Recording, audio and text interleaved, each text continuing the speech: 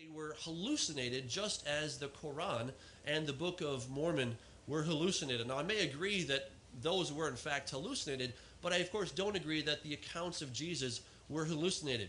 He says that Jesus was originally a celestial being, just like Gabriel and Moroni, and taught his followers in the same way. But we have to, and then he says that he was euhemerized, that is, stories were created that placed him on earth interacting with historical figures. And then he says that people started believing or selling those stories as true. However, I would argue that this conclusion is a little bit sophomoric in that only Muhammad encountered the angel who gave the Quran, and only Joseph Smith found the golden tablets. The Hebrew Scriptures and the New Testament were penned by over 40 different authors in real time, in real places, and with real people discovered in archaeology and other historical documents. He also talks about Philo of Alexandria. He suggests that Philo of Alexandria, he says there was a pre-Christian Jewish belief in a celestial being actually named Jesus. However, when you go and look at his book, Not the Impossible Faith, on pages 250 and 251, you'll find that it's not, in fact, talking about Jesus. In fact, the name Jesus, Yeshua, Christ, or Messiah do not appear in the complete works of Philo. They're not there. I went and double-checked it for myself. I've read through Philo. I didn't remember seeing it there, and I did double-check it. It's still not there. But this whole idea that Jesus is actually mentioned in the book of Philo's works is from On the Confusion of Tongues, where it says, "Behold, a man whose name is the East." In the Greek, that's Anatole, which means it's the rising sun. It has to do with the East, the rising sun, and hence there's this idea of risen. Well, I think that's very interesting. Could it be talking about Jesus? Well, I suppose you could make your case, but it doesn't say Jesus. So I think it's a little bit misleading to say that the name Jesus actually appears in the works of Philo, and his whole point is that Paul is simply quoting from Philo, and he's not coming up with an original idea. Hence, he never saw the real Jesus. He simply dug it out of a book. He also talks about he says the most plausible mythicist theory is that the incarnation, death, and burial took place in an outer space just below the moon. Now, I have no idea where he's getting that. It certainly is not in the Bible. But then he does go to things like the Revelation of Moses. It's an interesting book. It's also known as the life of Adam and Eve, but it was never considered to be canon. It was never considered to be part of the Christian works. It was always spurious. And even if you go back and look at that, nowhere does it say that Adam was actually buried just below the moon. We do not see that he was buried below the moon. That is what he suggests. If you look at it, it says that the angels Michael, Uriel, buried Adam and Abel in the parts of paradise. If you read the rest of the Bible, you see that paradise was always considered to be on earth. Gan Eden was on planet Earth. And so we need to understand that, first of all, the revelation of Moses was never considered to be part of the Christian canon. Secondly, it just doesn't say that. And then I want to also point out that Dr. Carey does not believe that people like Moses, incidentally, that he did not exist either. But in the reality, we discover that Moses existed. In fact, the Exodus has been found written in the tombs of the pharaohs. And there's some evidence that was overlooked, and it was brought to light by Brad Sparks. He's an Exodus researcher. And he shows that the story of the Exodus is actually on the tombs of the pharaohs. In fact, if you go to the Valley of the Kings, you will find that story is there. It has been misunderstood, but it's actually there. And then if we go to the next slide, what you'll find is that on those walls, in the tomb of almost every pharaoh out there, they have these depictions. You can see the walls of water. If you'll advance. Keep going. There you go. So we have the walls of water. You can see them there at the top, the walls of water. And then the water has come back in, and look who's inside that water there. A bunch of dead guys. These are called the waters of the floating corpses. It's Netu Harut in the Egyptian, which compares with the biblical Pi-ha-Kilot location at the parting of the Red Sea. But more interestingly is in there it says Netu Jacobiu. Netu Jacobiu. Jacobiu. Jacobiu. Say that 10 times really fast. What does it sound like to you? Can you think of anybody that might have had that name? Could it be Jacob? In fact, it is. This is the water of the Jacobians. In fact, as you look throughout the tomb, you will find that it shows you hour by hour what happened in the account of the Exodus. And again, we can see a close-up, and this has been also translated by Eric Hornung in 2007. He's one of the foremost Egyptologists in the world, and he concurs that it's Netu Jacobiu, the water of the Jacobians. Also, overlooking this scene in the tombs of the pharaohs, you have this serpent standing on its tail, and it's fiery red. And the hieroglyphic caption of the fiery serpent says, "The living God who goes and comes, who changes shape, and who opens the rectangular walled corridor in the Knife Sea." The Knife Sea is referring to the Red Sea. And of course, we compare this with Exodus 13:21. The Lord went before them in a pillar of fire to give them light. You see, the Egyptians did not like this God. They equated him with the god Apophis, who was their arch enemy. They wanted to get rid of this god because he meant certain disaster for them. But again, the living God who comes and goes and who cuts a corridor in the Knife Sea. That sounds just like the Exodus. Now, this was not common knowledge in Egypt because the Egyptians were so distraught by all that happened during the Exodus. They wanted the pharaohs, the future pharaohs, to know what to do in case this should ever happen again. Because this was an incredible theological crisis. How can the pharaoh get to the next life without his body? He's been buried in the sea. What to do? And so they have all these formulas and incantations of what to do. Eric Hornung also discovered an Egyptian hieroglyphic text of the Hebrew divine name. I am that I am. Yahweh, Yahweh is what it appears in Egyptian. So we have evidence that the Exodus story is true. And they were not very excited about it. We have also the testimony of the Ipuwer papyrus. Ipuwer was a priest, and he's actually talking against the Pharaoh, which is something you're not really supposed to do. But he's giving these admonitions to the Pharaoh, and he says, "Plague is throughout the land, blood is everywhere, the river is blood, men shrink from tasting human beings and thirst after water. That is our water, that is our happiness, what shall we do in respect thereof? All is ruin." Of course, you compare that with the book of Exodus, and you find that all the waters of the river turn to blood, etc., etc. And then we also find, going on in the Ipuwer papyrus, we find the word, "Forsooth, gates, columns, and walls are consumed by fire." You compare that with Exodus, "And fire ran along the ground, and there was hail, and fire mingled with hail, very grievous." And then it talks about the wheat and the barley being destroyed. This is a direct parallel to what we have in the Bible. What is even more interesting, Brad Sparks discovered this, is that the word "forsooth" is made up of the Egyptian words Yamos. And instead of it being this word "forsooth," whatever that is supposed to mean, it actually could be a curse word. That they're using this just like we might use a curse word, if you say God something or other in the English, we're using that as a curse word, or Jesus Christ, as people so often use, as a curse. And here they're using the names Yahweh, and Moses as a curse, because they are the ones responsible for what happened. So to say that there's no evidence of Moses is missing the evidence. Now, no longer considered legend, there are the people and places that existed as mentioned in the Bible. The cities Sodom and Gomorrah were recently discovered in the Ebla tablets. About 15,000 tablets were discovered, and the terms Sodom and Gomorrah were listed in there. It doesn't mean that they necessarily bought the story of what happened, but they do appear in the text, so we know that those two cities did exist. For many years, the skeptics did not believe that the Hittite people existed.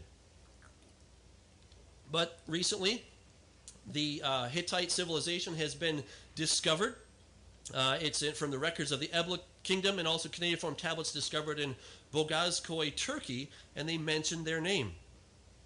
So what was once scoffed at because it was only in the Bible is now common knowledge, and we can actually go and look at these places. Skeptics have also scoffed at the idea that King David ever existed. But again, now we have the House of David inscription in the 8th century. And we find it right there. It speaks of the House of David. We have Sargon, king of Assyria. He existed, but he was first mentioned in Isaiah 20. And again, skeptics did not believe that he actually existed. We find this in Isaiah 20, in the year that Tartan came to Ashdod, when Sargon, the king of Assyria, sent him and fought against Ashdod and took it.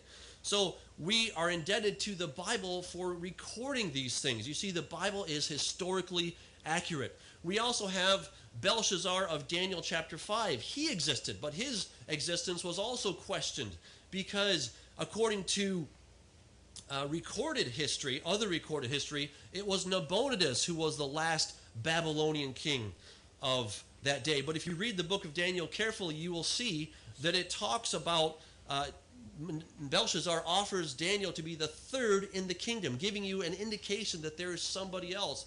And now that we have found the cuneiform tablets, the Cyrus cylinder, we now know that Belshazzar was in fact co-regent with Nabonidus. And also Caiaphas, before whom Jesus was brought, he existed as well. And ossuary was discovered in Jerusalem with the phrase Yehosaph bar Kapha, Joseph son of Caiaphas, and it had the remains of 6 people. One of them was a man about 60 years old, and he believed the bones are believed to be those of Caiaphas. So you see, we have tremendous amount of evidence that that Jesus did exist. And though I'm running short on time, but I just want to mention that the Bible itself is not one unit. It is a collection of 66 books by 40 different authors. We put it together in one package just so that it's convenient to carry around. But it's a complete library. So I'm going to have to end there, but I thank you for your consideration, and I cede to Dr. Carroll. Thank you.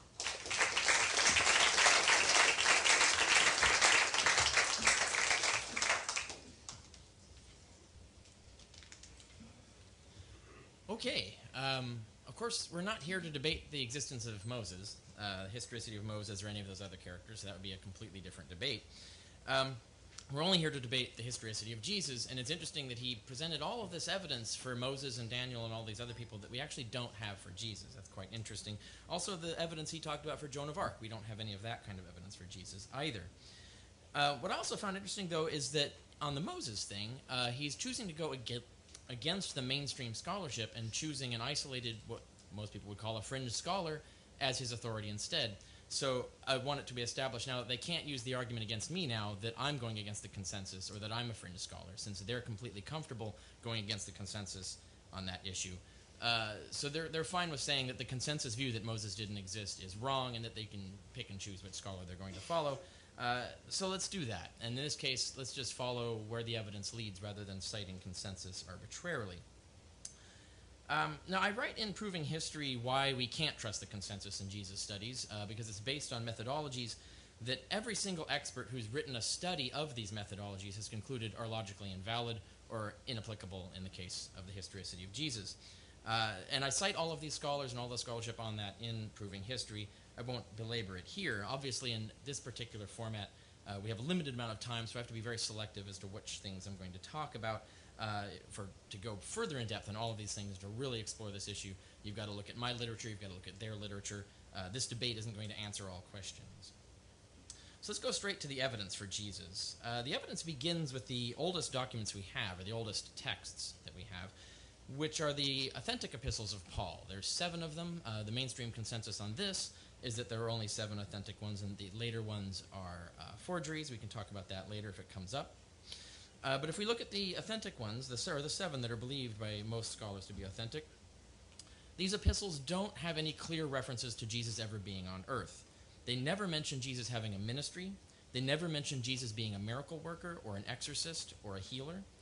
They never mention disciples. They never mention there being disciples. They never mention Jesus handpicking disciples. So that's what we're looking at in the epistles. And give you examples of what they do talk about. When we look at Romans 16, what Paul says is that all they know about Jesus, all the gospel, comes from revelation and from scriptures. No reference to human tradition, no reference to hand-picked disciples, no reference to coming from Jesus directly as a preacher in Galilee, for example. In 1 Corinthians 15, Paul gives us a summary of the gospel in which the only sources he cites for the death, burial, and resurrection of Jesus is Scripture, and the first time he mentions in this list of events that anyone ever saw Jesus is after his death. In other words, when he appeared as a revelation to the first apostles. That's the first time he says anyone ever saw them, or saw him. And we see this in Galatians when Paul talks about what this experience is like, and he says very emphatically, it is not an experience of a normal human man, it is an experience of a revelation of Christ.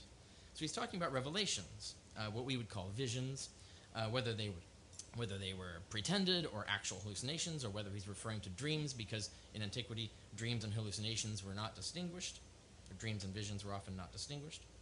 In Philippians 2, which we have another account of what Paul believed, and a lot of scholars believe that this account actually predates Paul because of certain stylistic elements, he talks about Jesus being a pre-existent being who descends, becomes incarnate, dies, and is resurrected. Again, no reference to miracle working, no reference to having a ministry, no reference to choosing disciples.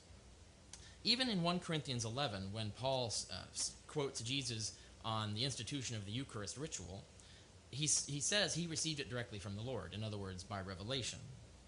And that's all we get in the epistles. We get no other concrete evidence of anything going on earth particularly. Then we get to the Gospels, which come what was then a whole lifetime later. Average human lifespan, or life expectancy for an adult back then was 48. The Gospels start to be written roughly 40 to 50 years after Jesus would supposedly have lived, and that's with the Gospel of Mark. These are written by unknown authors, by the way, and have highly mythical content. They have things like Jesus withering fig trees. We have hordes of resurrected undead coming up out of the tombs and visiting Jerusalem. Lots of stories that in any other book we would not believe them.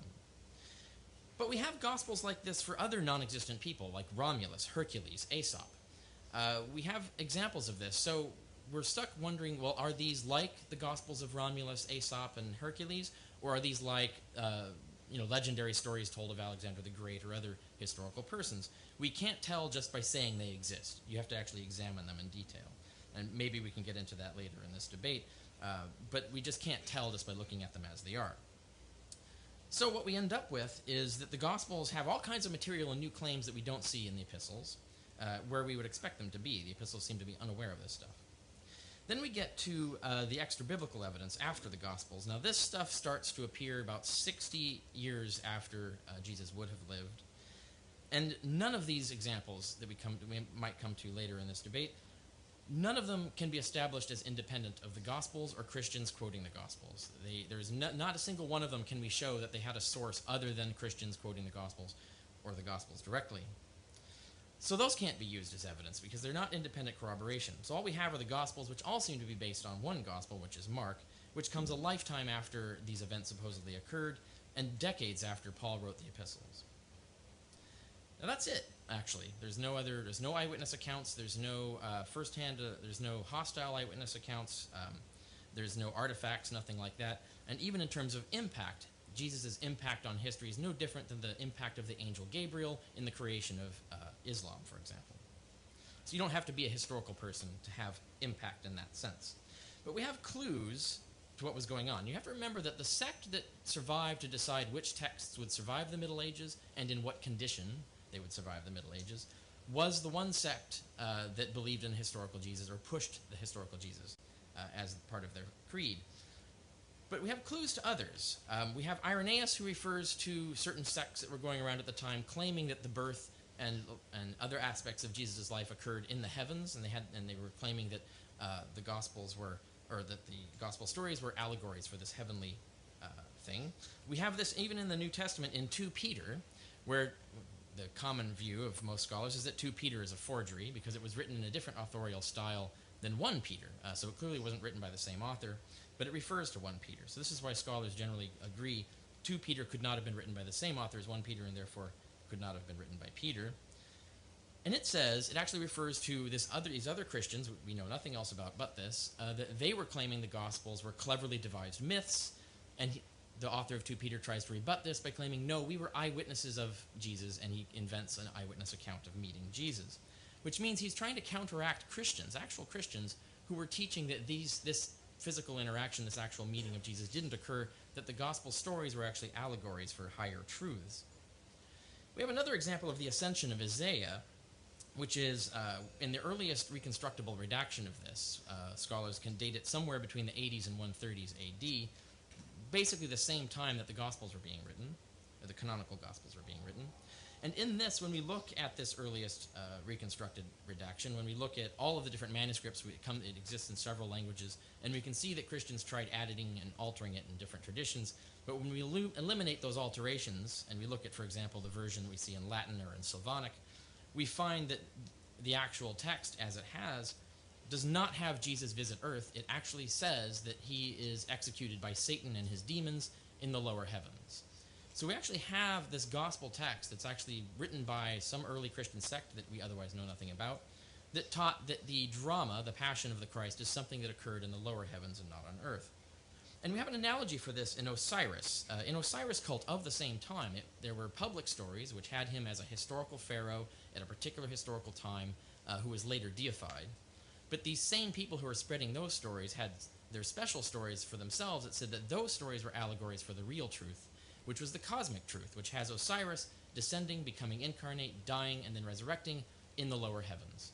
So we had examples of this type of thinking where you have a double truth. You have the historical fictions, which are allegorical, and then you have the cosmic idea of a cosmic death and resurrection. So we have those analogies. So the usual challenges to what I'm proposing start, for example, with trying to extract history from the Gospels, but as I mentioned, the experts who've examined the methodologies for this have concluded they don't work. But one of the most common examples is to try and point to embarrassing stories in the Gospels, that no one would make up an embarrassing story. We actually know that's false. For example, the worshippers of Attis made up the story that Attis castrated himself, and that was actually one of the most embarrassing things that you could claim about your leader or deity. And yet they made it up and spread this story anyway. You wouldn't argue that there actually was a god Attis and he actually did castrate himself because no one would make this up. No, people make up embarrassing things all of the time. Oftentimes they do this as a shibboleth. In other words, a way to weed out insiders from outsiders. If it's a difficult thing to believe, then you have to commit to the faith, so you can't have free riders. So this idea of having something that's embarrassing is actually usually a cornerstone of many religions in terms of this, in order to ensure that anyone who does move in to believe this thing is committed to the faith, and also as a countercultural message. But at the same time, the things that are often claimed to be embarrassing in the Gospels aren't really very much. And we might get to some examples of that. I'll talk about John the Baptist as the most typical one that they cite. Usually it said that they would never make up the idea that John the Baptist that Jesus would subordinate himself to John the Baptist. But in fact, the story told in Mark does not have him do that. It actually has the opposite. It has John the Baptist, the leader of the leading Baptist cult of the time, endorsing Jesus as his successor and superior explicitly. That's not embarrassing. That's exactly the kind of story you want to make up. And not only does he do that, but then the ceremony that ensues is an exact model for Christian baptism. And that's the actual point of it in the story, that Jesus is undergoing this baptismal ritual as a model for other Christians. What does he do? He's cleansed of sin and he's adopted by God. And that's exactly what what the whole idea of Christian baptism was about. It was only later that this allegorical story started to create embarrassment for certain Christians who were uncomfortable with the implications of it. Mark shows no embarrassment by the story at all. So there's no reason to think that embarrassment could explain that. It's an obvious kind of fiction that someone would make up for their particular religion. So that gets us to the other type of argument that's usually argued, which is that there are references in the epistles of Paul that could imply a historical Jesus. Usually they'll say like the reference to a crucifixion and burial, but I've already mentioned that you can have deaths and burials and so forth in the lower heavens. Paul never clearly places them on earth. He never says the Romans did it. He never says Pontius Pilate did it. He's very vague about that. So we can't come to any conclusions as to where Paul was imagining this crucifixion and burial. And in the opening of my colleague here, or my opponent, he mentioned the revelation of Moses. It's interesting that he missed the part where in the revelation of Moses it says explicitly that Garden of Eden, the paradise, was in the third heaven. And this is actually what Paul says in 2 Corinthians 12. So Paul is actually an adherent of the exact same teaching that paradise, the Garden of Eden, is located in the third heaven, which means that connects him to this document and its tradition. So when the Revelation of Moses says that Adam was buried in paradise, it actually says he's brought up, raised up into the third heaven and buried there. So you can have burials in heaven, even in Jewish tradition. Usually then they'll cite, Paul often refers to teachings of Jesus. Paul doesn't exactly call them that, but he calls them commands of the Lord and such things. But we already know where Paul's getting these things. He tells us. He says he's getting them from Revelation, revelations of the Christ. Even in 2 Corinthians 12, he even relays a whole two-way conversation he's having with an outer space Jesus. This is not a conversation he's having with a historical Jesus walking around Galilee. This is a revelatory Jesus that he's getting sayings and teachings from. So we can't get anywhere with that. So then usually it will be noted that Paul twice references brothers of the Lord. And obviously if Jesus is the Lord and Jesus had brothers, he must have existed. But the problem with this is that Paul shows no knowledge of there being biological brothers of the Lord. The only brothers of the Lord he seems to be aware of are baptized Christians. And he says Jesus is the firstborn among many brethren. And in fact, baptism for Paul, as he says many times, what happens when you get baptized is that you are literally adopted by God and therefore become a son of God. And therefore you are the brother of all other sons of God, including the Son of God. So all Christians would have been brothers of the Lord. And Paul never makes a clear distinction, so we can't make anything out of that as to which thing he's talking about when he references brothers of the Lord. So then they'll reference a passage where it says that Jesus was born of the seed of David. Now, actually, the word is not the word that Paul usually uses for human birth. He uses a different Greek word. The Greek word he uses in this passage is the same word he uses for God's manufacture of Adam and for God's manufacture of our resurrection bodies. So it looks like what we're looking at is divine manufacture. And this disturbed Christians who later tried to change the one word to the other because they were also bothered by this. And the same thing we get with the born of a woman, which they'll often cite. That whole argument is about being born of the same, all of us being born of the same woman, which is an allegory, Paul says, for the natural world of flesh, as opposed to the celestial world, the celestial city.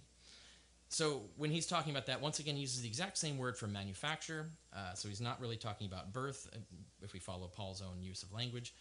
And he's actually explicitly saying that the entire argument he's making in that section, which is Galatians 4, is a whole discussion of allegorical motherhood and allegorical citizenship that he goes through. And he says we are born basically of the same woman that he's talking about. Everything else you look at will go the same way. And obviously I've only touched on the tip of the iceberg. There's many other arguments we can give. There can be back and forth on all of the things that I've mentioned. But when we look at all of this, the evidence for Jesus being historical is very weak, and the evidence for him originating as a revelatory being is as strong as we can expect given the state of the evidence. Thank you.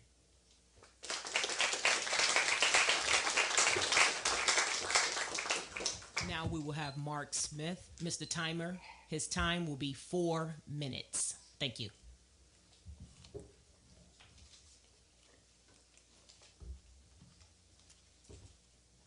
Good evening. Thank you for coming. Good to see everybody here.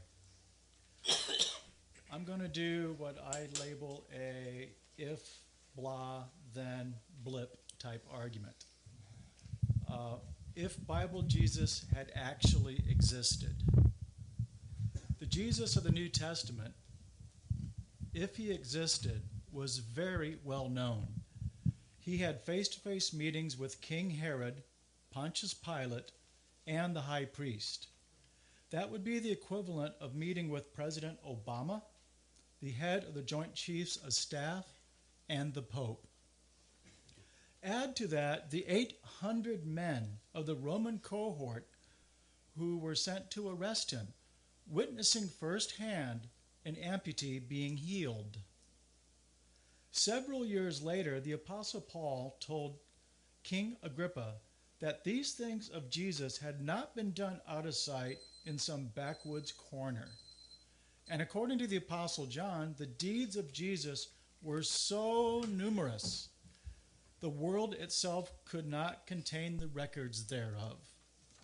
In short, everyone who was anyone knew who Jesus was and what he was capable of doing.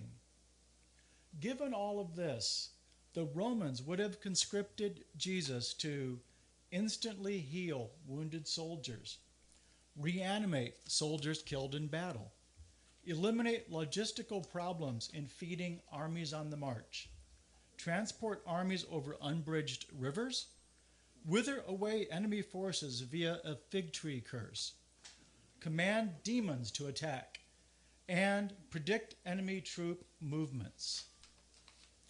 In light of these superhuman powers, does it really seem plausible that the following conversation between Pilate and his chief of staff would have gone down like this? So, I'm seeing Jesus today? The Jesus who can walk on water, heal the sick, and raise the dead? The Jesus who could make me, Pilate, the next emperor of Rome, and the wealthiest man on earth? That Jesus? Well, I really don't see any use for him. Let's go ahead and kill him. Does anyone really think the Romans were so stupid and blind as to not see what Jesus could have done for them? The Romans may have been a lot of things, but one thing they weren't is militarily stupid. They conquered most of the known world and held on to it far longer than any country before or since. The fact is, if Bible Jesus had actually existed, he would have been the proverbial goose that laid golden eggs, the most valuable man on the face of the planet. Whoever controlled him would have controlled the world, become rich beyond belief, even immortal. Jesus would have been the ticket for Pilate to become emperor, or the means for the Jews to finally throw off the Roman occupation. Somebody, somewhere, would have found a use for him, just like we and the Soviets did with Werner von Braun and his V-2 rocket engineers. But there are no signs whatsoever of this ever happening. If you've been told a hurricane is going on right outside your door, yet when you look out the window, all the signs of a hurricane are lacking, you know that you've been lied to. Likewise, when some dubious documents claim the biggest hurricane in human history took place around 30 AD, yet there is not one sign of a branch or leaf swaying in the wind, you know for a fact, without even opening that door, that you have been lied to. We can't open the door of history, but we can see the total and complete lack of signs in history. If Bible Jesus had actually existed, then the Romans or the Jews or somebody would have used him, and the world today would be a much different place. But it's not. Nobody ever used him because he never existed. And Christians can yell hurricane all they want, but without the leaves blowing and the trees swaying, there is no hurricane, just a lot of hot air. Thank you.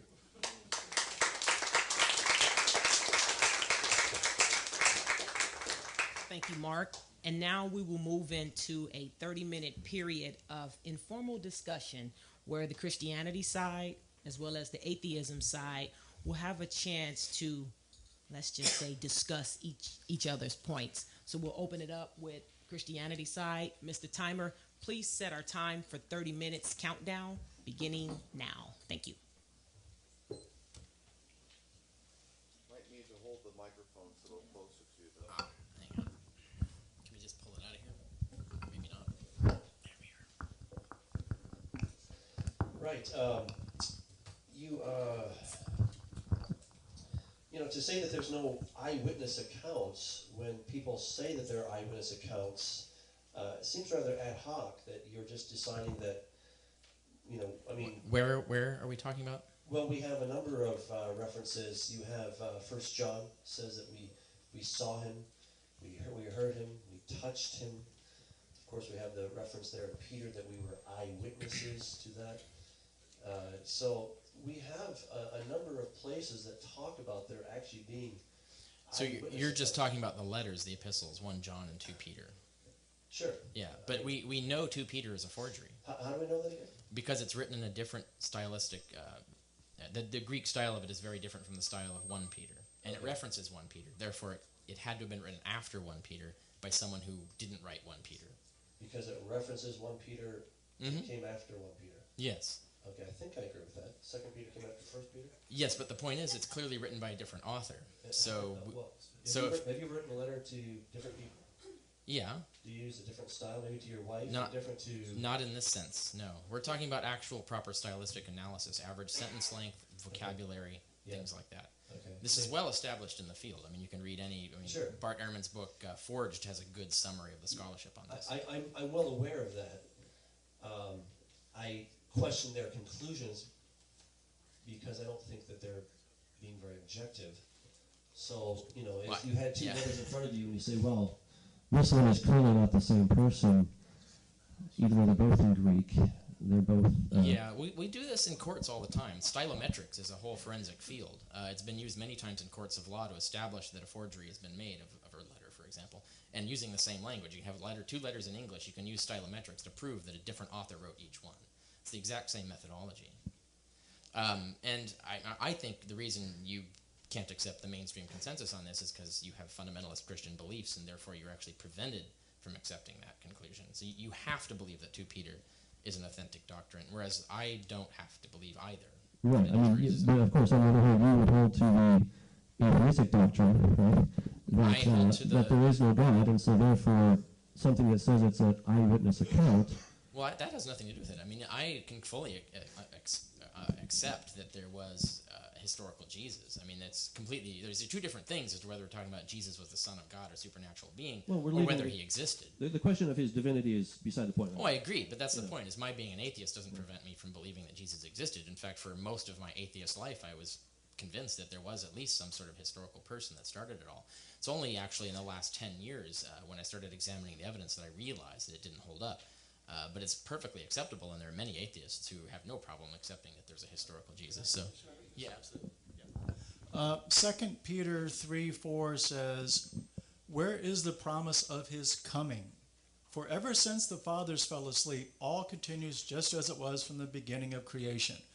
Whoever wrote 2 Peter, the earlier Christians have already died off.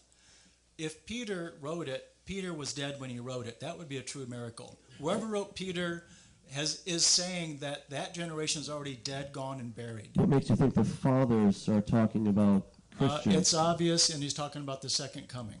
He's not talking about... Where is the promise of his coming, i.e. Jesus? Right. Okay. Since the fathers have passed away. He goes back to creation. It would be impossible for the Apostle Peter to have written this book. But the fathers weren't Abraham, Isaac, and Jacob. They're always considered the fathers. I mean, you have Pirkei Avot. But they weren't the people who saw the first coming of Jesus, though. Right, but they're talking about the fathers. These guys are Jewish, by the way. Well, why would it matter whether... none of those guys met Jesus, so why would their having died have anything to do with when Jesus would return? But he's writing to Jews, okay? Yeah, but that doesn't make any sense. He's talking about the expectation that Jesus should have appeared a second time by now, but the people who said that have all died. No, he's like, okay, so where's the promise of his coming? For since the fathers fell asleep, all things continued as they were from the beginning of creation. So things have been going on. But we're talking about the second coming of Christ, right? Not the first coming of Christ. Yes, I fully understand that. Yeah, so why would it be relevant that... Because the point is that life has been going on ever since the beginning. Yeah, but that argument doesn't make any sense in context. So your interpretation doesn't make any sense of his argument. I mean, he's trying to explain, he's saying that the originators of the religion, the first people to see Jesus, have all died off, therefore we're expecting Jesus to have come by now. He's trying to answer that argument. Well, why would it matter that Abraham and stuff died hundreds of years before Jesus' first coming? That wouldn't have anything to do with when his second coming. Because the point here is that ever since the creation, since the time the fathers fell asleep, Abraham, Isaac, and Jacob, things have been going on. You're basically pulling at straws. The obvious interpretation here is that it's talking about the second coming of Jesus, and there's people mocking the Christians, saying, where is the sign of his coming? And everything's continuing as it always has, the world going on as normal, and the fathers have died off. It's obvious from the context in the verse itself, the fathers is referring to the apostles, to the early Christians, to the Apostle Paul, etc., the bigwigs of the church. This was written at a time when those people were history. They've already passed. That's obvious to anybody that reads the verse. Well, I guess it wasn't obvious to me. I'm sorry. Actually, I can grant your interpretation as a possible reading of that verse, but it does change the argument that's being made in the passage, if that's the case. And it would even then suggest that the author of this doesn't even believe in a first coming of Jesus, because even the overthrow of the demons that's supposed to have occurred with Jesus' arrival, he's essentially denying this. Nothing has changed. No, I mean he's, the coming that is now in view is of course his second coming. I mean, it wouldn't make any sense at that point to say, well, he's coming the first time when he's already come. They're clearly looking forward to the second. I mean, the first time he came, they're like, well, this is kind of a surprise. We didn't expect you. And you're agreeing then that Jesus changed nothing about the world in the first coming? No, I didn't say that. That's what he's saying. That's what 2 Peter is saying. Doug, in your presentation, you mentioned that people that wrote the Bible have been discovered in archaeology. We're not concerned so much with the Old Testament people here. The debate was on the existence of the Jesus of the New Testament. Could you please cite some of the archaeological evidence that, say, the Apostle Paul ever existed? Thank you.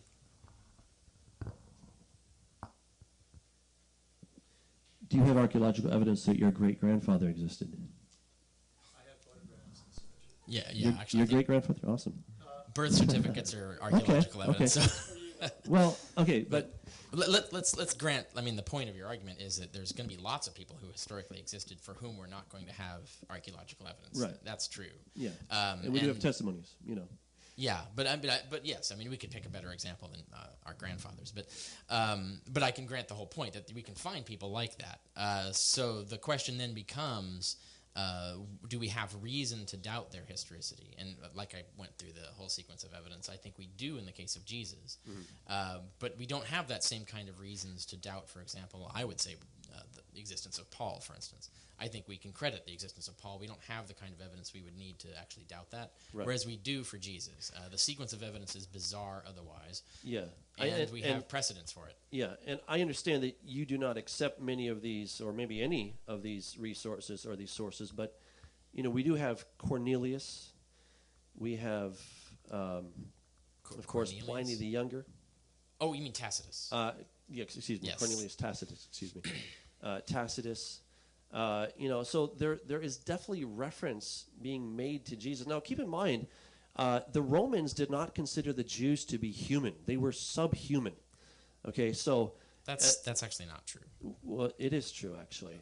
Well, no. I mean, the Emperor Titus even married a Jewess. So, I mean... Well, she was a Roman citizen, becoming a Roman, yes. Josephus was a Roman citizen. Yes, he was actually elevated exactly. They're elevated. Once you become a Roman citizen, then you now...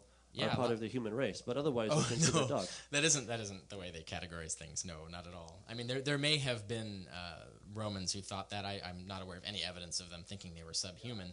I tend to agree with the on this one. Yeah, no, there were tons of people who. I mean, the whole view of the Romans, the Roman view of the Jews, was that they had a silly religion. They didn't regard them as not human. Quite to the contrary, they were willing to give them citizenship. They were willing to marry them. They're even willing to join their religion. There are a lot of Romans and Gentiles, Greeks and so forth, who converted to Judaism. In fact, a lot of Jews weren't racially Jews. They were converts to Judaism because Exodus provides for this. And this was fully accepted. I mean, the only problems the Romans had with the Jews was their religion, not their species. So, Doug, the archaeological evidence for the Apostle Paul? I'm not aware of any archaeological evidence for the Apostle Paul. You more or less claimed there was some. No, that was not my claim. My claim was that people who are mentioned in the Bible, such as Caiaphas. Right? Caiaphas is an example, yeah. Oftentimes we have fictional stories that have historical characters inserted in them. Lincoln, vampire hunter. A lot of history in there. But yes, so the idea that there were satellite characters inserted into the story doesn't establish that all the characters in the story are actual existing persons. So we can't really get anywhere with that kind of argument. I'd also like to go back to, you'd mentioned Tacitus and Pliny. Pliny actually doesn't reference a historical Jesus. He just says that these Christians worshipped a Christ figure. He doesn't say anything about his historical existence, one way or the other. But Tacitus, if the passage is authentic, I don't even think it is, but let's grant that it is for the sake of the debate, all he does is repeat what Christians were preaching in the early 2nd century. This is really very late. So you can't use him as a corroboration of the Gospels, because he doesn't say he checked these facts. He doesn't say he double-checked that the Gospels were correct, or even mentions what his source is. So we can't establish it as independent of the Gospels. Therefore, it's not usable as evidence. Well, I would disagree with that. It's unlikely that a good historian, which you can appreciate, a good historian is going to check his sources. He's not going to just listen to rumors. Yeah, they do that all the time. Would you do that? Well, no, I belong to a modern tradition of historical methodology. In fact, the methodology tradition that I'm a part of is only as recent as the 1950s. Actually, before the 1950s, methodology was worse, right? And that's modern methodology, whereas in antiquity, their methodology was much worse than 70 times Tacitus distinguishes between confirmed and hearsay accounts. Yeah, but notice he doesn't do that here. Well, okay. I mean, so he actually, when he actually went through the bother of checking something, that's when he mentions it. Okay. Right. So when he doesn't mention it, he's often just repeating things that people told him. And in fact, we know one of his sources was Pliny. In fact, so he often corresponded with Pliny and got information. He asked Pliny for information to include in his histories. And we know when Pliny first encountered Christians, he had no idea what they believed and interrogated them. Didn't double check their claims at all. So we actually have an account of someone not double checking their claims. And Tacitus and Pliny were best buds, and they were actually governing adjacent provinces at the time this happened. So, in fact, the most likely source of Tacitus is his buddy Pliny, who just told him what these silly Christians were saying. And Tacitus would have found it so embarrassing that he wouldn't need to fact check it. He says, "This is ridiculous. I'm going to run with this story." Okay. Just like TMZ or what is the the yeah, tabloids and at of the course, time. I mean, but Tacitus or Pliny, got some of his information by torturing certain deaconesses. And so, their story held, as it were. Yeah, but the only story he says held was that they worship a Christ. Right, but But even if... I mean, when he was examining them, to examine means that they were, being brutally tortured, okay? So... Well, not necessarily brutally. I mean, torture can mean all kinds of different things. So we're not actually sure so in what way he strong-armed them. Painful, but not super painful, I guess, right? I mean, yeah, but it's irrelevant because these are people in the early 2nd century. They would have these women would have no way of double-checking what the claims they were told. And we have tons of people in religious cults who believe things that are false, but they fanatically believe them anyway. So we couldn't really use that as evidence because these aren't eyewitnesses. These aren't women who would have access to any kind of corroboration of just what they were taught, which would be just what the Gospels were preaching. Something else I'd like to point out about history. When Christians talk about history backing up their religion, they're not just intellectually curious about it as an armchair discussion in the living room. You as a Christian are willing to bet your life that there's enough evidence to prove Jesus existed and what he said was true, etc., etc. It's not just an idle curiosity. You are actually betting your life on earth, and if there's life afterwards, that one too, that all of this is true. That's a lot more. I would not bet my life on my great-great-grandfather existing, who he was, the details of his life, etc., etc. And there's probably a lot better evidence for him than there is for Jesus. The fact that you would make such an awesome investment in time, effort, etc., and be willing to die for it on such minimal evidence, if there even is any evidence, I think is not a wise choice in one's life. Well, it also illustrates what we're talking about. These women would be in the same position, right? They would have no better access to the evidence necessarily than you do now, but yet they would fanatically believe it, and they would, repeat it the same way Muslims would, the same way Buddhists would, the same way even Mormons would. There are probably plenty of Mormons who would endure torture and death, insisting that the golden plates existed, even though it's pretty doubtful that they did. So that doesn't really prove anything. But anyway, Pliny doesn't actually reference any historical Jesus. He just says they worship a Christ. But if he did get this Christ story from them, they would have gotten it from the Gospels, because that's all the information that we see in the story that's in Tacitus, if even that is authentic. But I'd like to bring up, you'd mentioned, I wasn't going to mention it because I thought it was too much detail to include in such a short debate. But you mentioned Philo. In actual fact, he says that the figure in Zechariah 6 is an archangel. In particular, an archangel who is the firstborn son of God, God's high priest, celestial high priest, not the earthly high priest, the image of God, and God's agent of creation.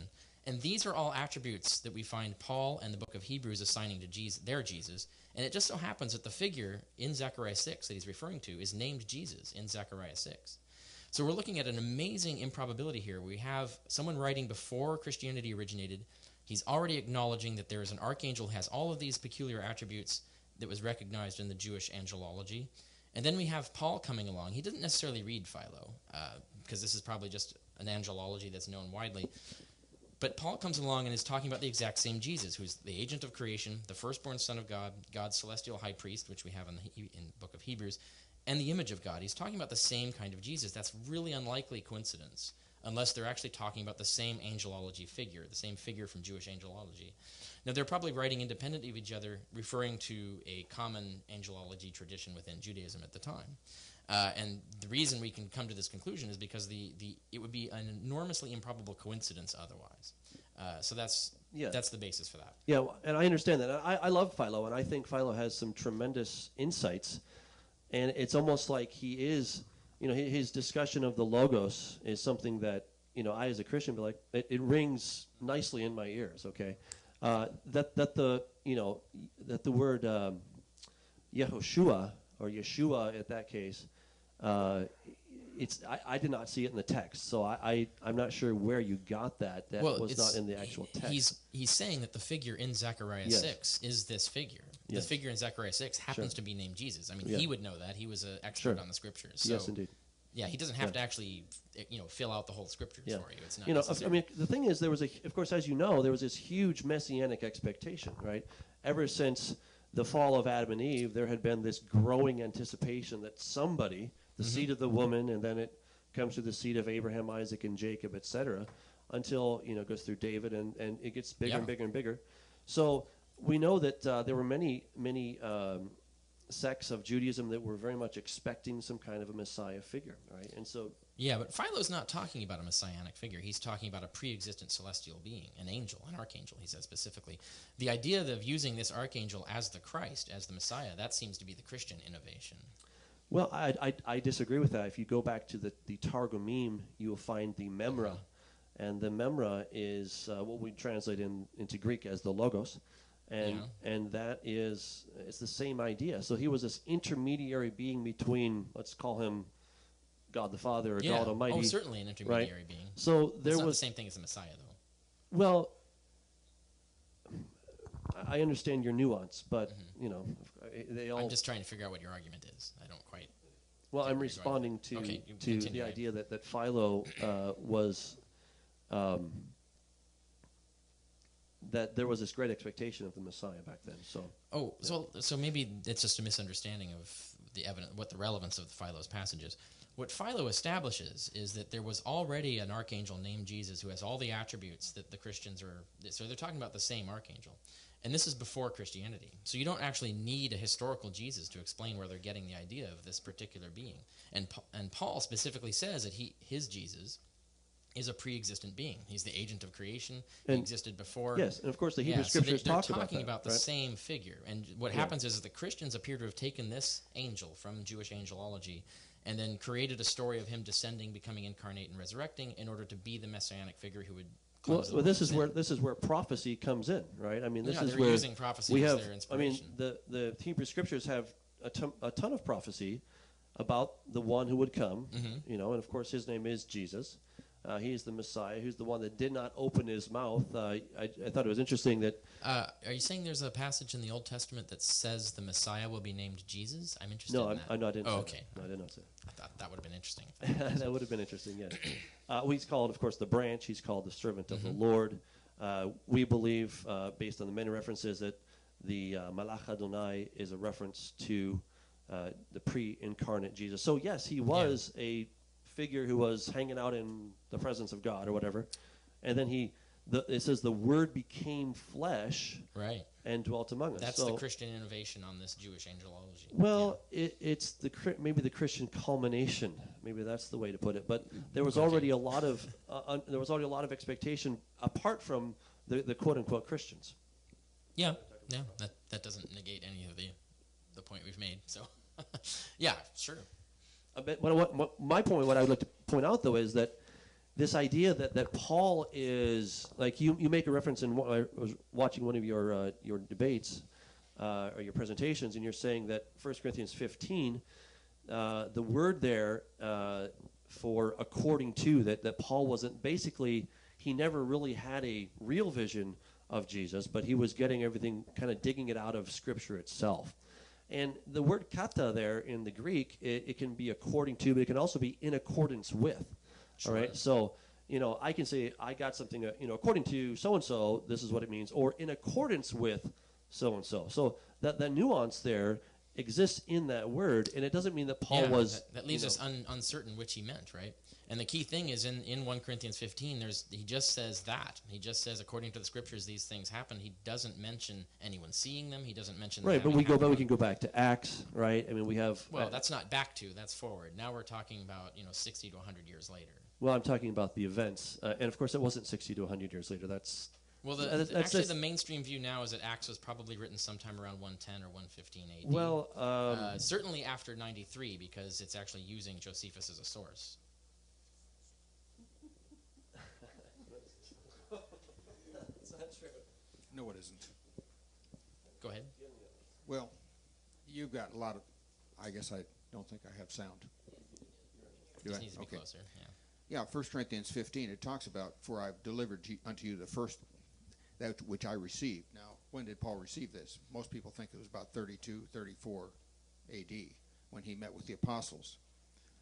Well, And, he says he got it directly from Jesus in Galatians 1. Well, he says yes, he didn't receive it through teaching. He received it through revelation, and only many years later He met with the apostles, and they think it was about 32, 34 B.C. And what they were doing is this was. Will have their been years creed. later that he met the apostles, though, or the other apostles. He himself says it was at least 3 years later. Yeah.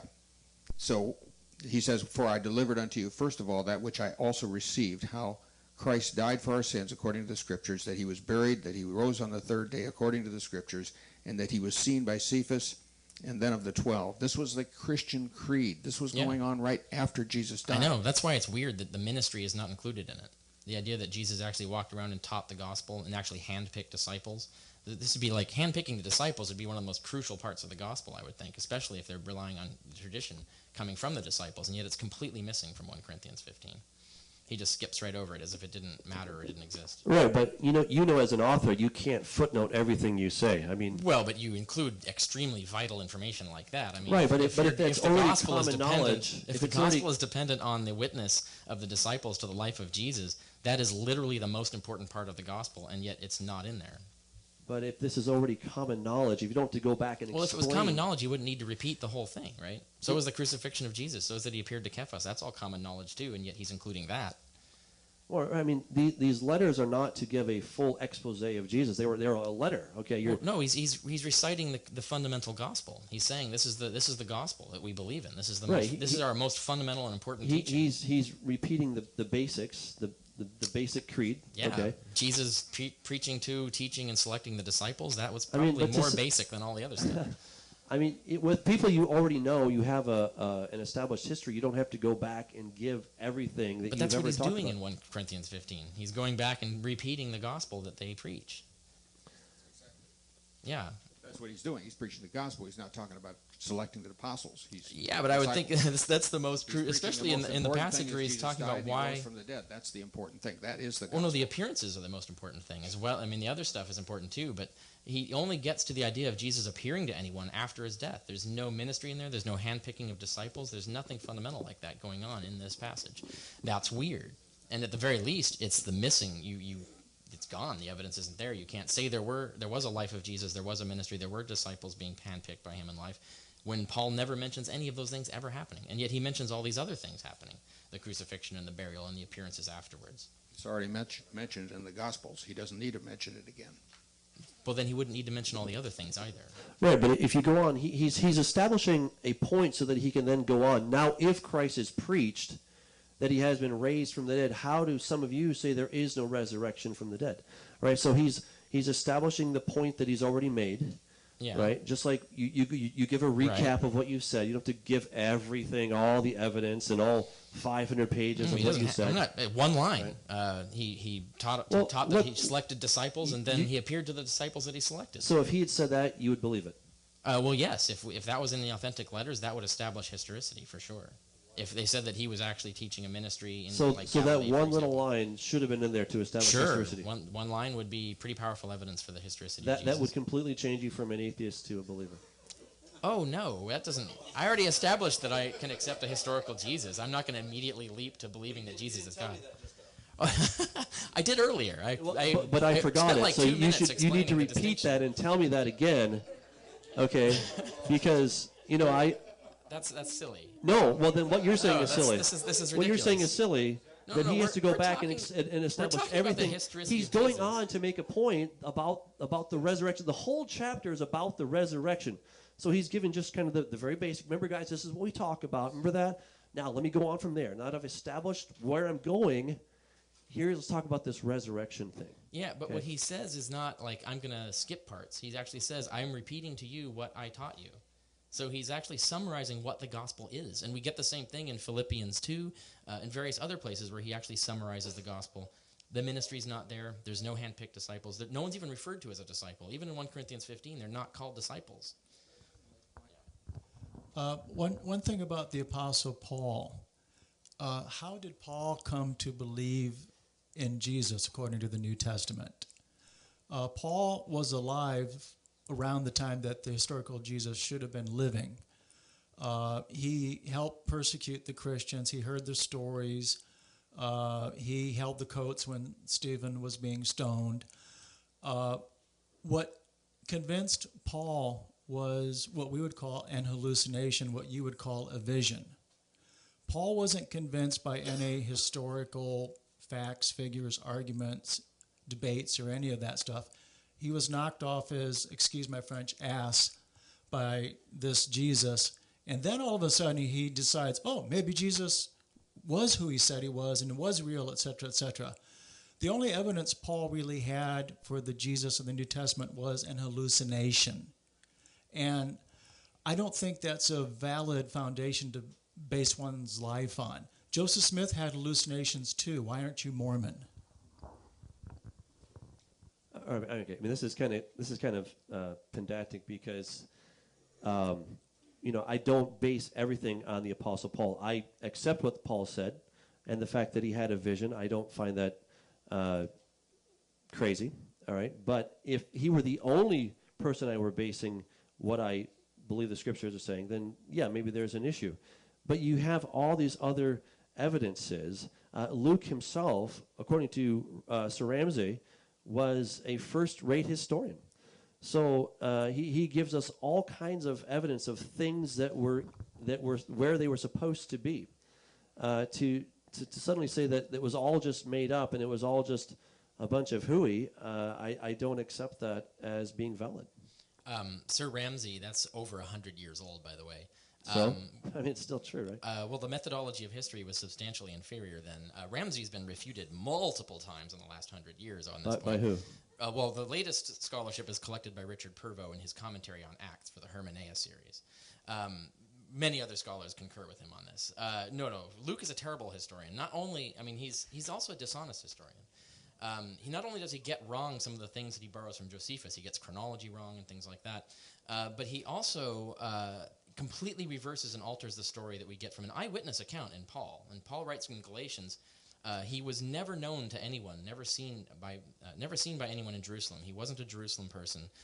When he converted, he was outside of Judea at the time, and then went to Arabia to preach the gospel, and then for 3 years, and then later came back and eventually went to Jerusalem. Acts has him in Jerusalem from the beginning, does not have him go to Arabia ever, and has him immediately go to the other apostles in Jerusalem. So Luke is completely rewriting history because he's writing the story he wants to be true, but he's completely going against this eyewitness source, Paul himself, telling us what actually happened. So we know Luke is not a reliable historian, and that's just one among many examples of this.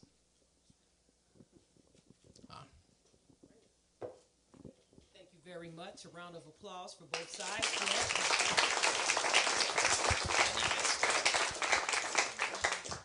perhaps I should have said, let's get ready to rumble.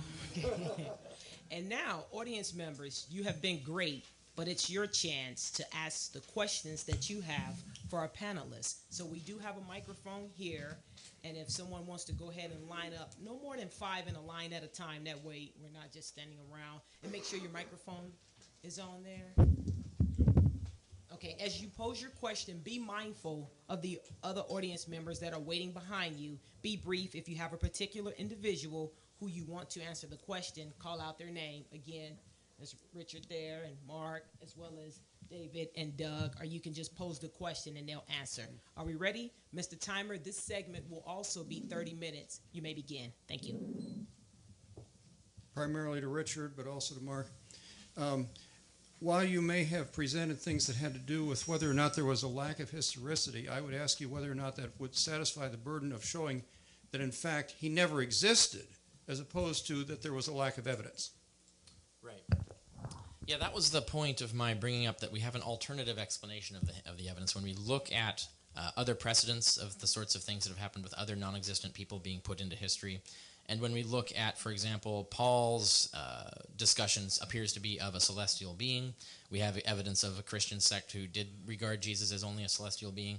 And the idea of him being in history only comes basically a lifetime later, what was then an average lifespan later, in stories that are highly mythicized in their content.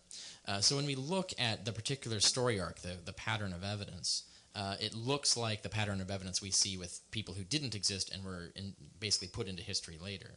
And that's why I think we can conclude that he didn't actually exist, because there isn't the same Jesus in Paul, and it's only many decades later that we get a sort of pretense of a historical Jesus, and there's no other evidence to support the contrary. And I would like to point out, again, from my little reading that I did, Jesus was the goose that laid golden eggs. It's totally implausible that the Romans, the Jews, and everybody else who knew about Jesus would have just gone ahead and killed him. The fact that Jesus was never put into service by the Romans proves to me beyond the shadow of a doubt that the Jesus of the New Testament never existed. If we had a person today that could walk on water, predict the future, heal people, bring people back from the dead, grant immortality, etc., etc., etc., you'd be darn certain there'd be people that would kidnap him, enslave him, whatever, and force him to do their will. That never took place, therefore that Jesus never existed. The Romans weren't that stupid. Doug, Dave, do you have anything to say about that? Yeah, we didn't get to have a little rebuttal on what Mark had said. First of all, I don't think the Romans were desperate for anybody. They thought they could handle things just fine. Secondly, I don't think Jesus, as you so pointed out so eloquently, he wouldn't be kidnapped by anybody. He was his own man doing his own thing. He decided to lay his life down when he felt like it. And so I think you need to at least go back and consider part of the story that your scenario is just out there. I mean, it's not going to be true for the Romans because they're not going to go conscript some loser Jew, okay? And it's not going to be true for Jesus because if he is who I believe he was, then he wasn't someone to be pushed around. He could do exactly what he wanted to. Next question. Yes. How do we know that the Gospels are anonymously written? I'll direct this to Richard. And how do we know when they were written? Oh, yes. Well, there's two reasons for that. I mean, first, all of the Gospels are actually titled kata with the name following it. And that in Greek is how you designate source, not author. You would use a different form of Greek to designate author. So when those names were originally attached, someone was actually claiming that those names, whoever they were, we don't even know who they were the sources for the authors, not the authors themselves. And this you can find in mainstream scholarship on this subject. But we also don't know who they are. I mean, it doesn't say who they are. So we don't. It could have been written by those people with those names. We have no idea. But we just still don't know who these people are. So anonymity isn't necessarily the point. The problem is we don't know who they are. and they don't claim to be eyewitnesses either. We know they're not, because we know Matthew, for example, copies Mark verbatim, so Matthew can't be an eyewitness, because you wouldn't just copy verbatim some other dude who's not an eyewitness. You would actually tell your own eyewitness story. There's many evidences like that. Now, dating. Dating is more complicated. Obviously, the Gospels don't say when they're written, which is unusual for histories. Normally, histories would say when they're written. They often do in the ancient world. But what we do have in the Gospel of Mark are many references to the destruction of the Jewish temple. And many scholars find various places in this. And we know that occurred in 70 A.D. So we know Mark is writing after that. Now, scholars actually vary widely into where Mark was written. So there are some scholars who think he was written after 140 A.D. That's possible. But the earliest he could have been written would be the 70s A.D. Now, there's also Mark's crucifixion narrative has it's about 20 parallels with another narrative of a different Jesus ben Ananias, who was killed during the war in the 60s A.D. A story that's told in Josephus' Jewish War, which was written, we know, because Josephus tells us, in 75. So you could possibly even say that the Gospel of Mark is using that particular passage in Josephus and was writing after 75, for instance. So these are the kinds of things we look for. And then we know then, of course, Matthew and Luke copy Mark, so they had to have been written later. Luke inserts a lot of historical color, a lot of little historical details that we know he's getting from Josephus, particularly because the mistakes he makes in doing that can only be explained by him using Josephus. And using Josephus, another book Josephus wrote, which is the Antiquities, which we know because Josephus tells us was written in 93.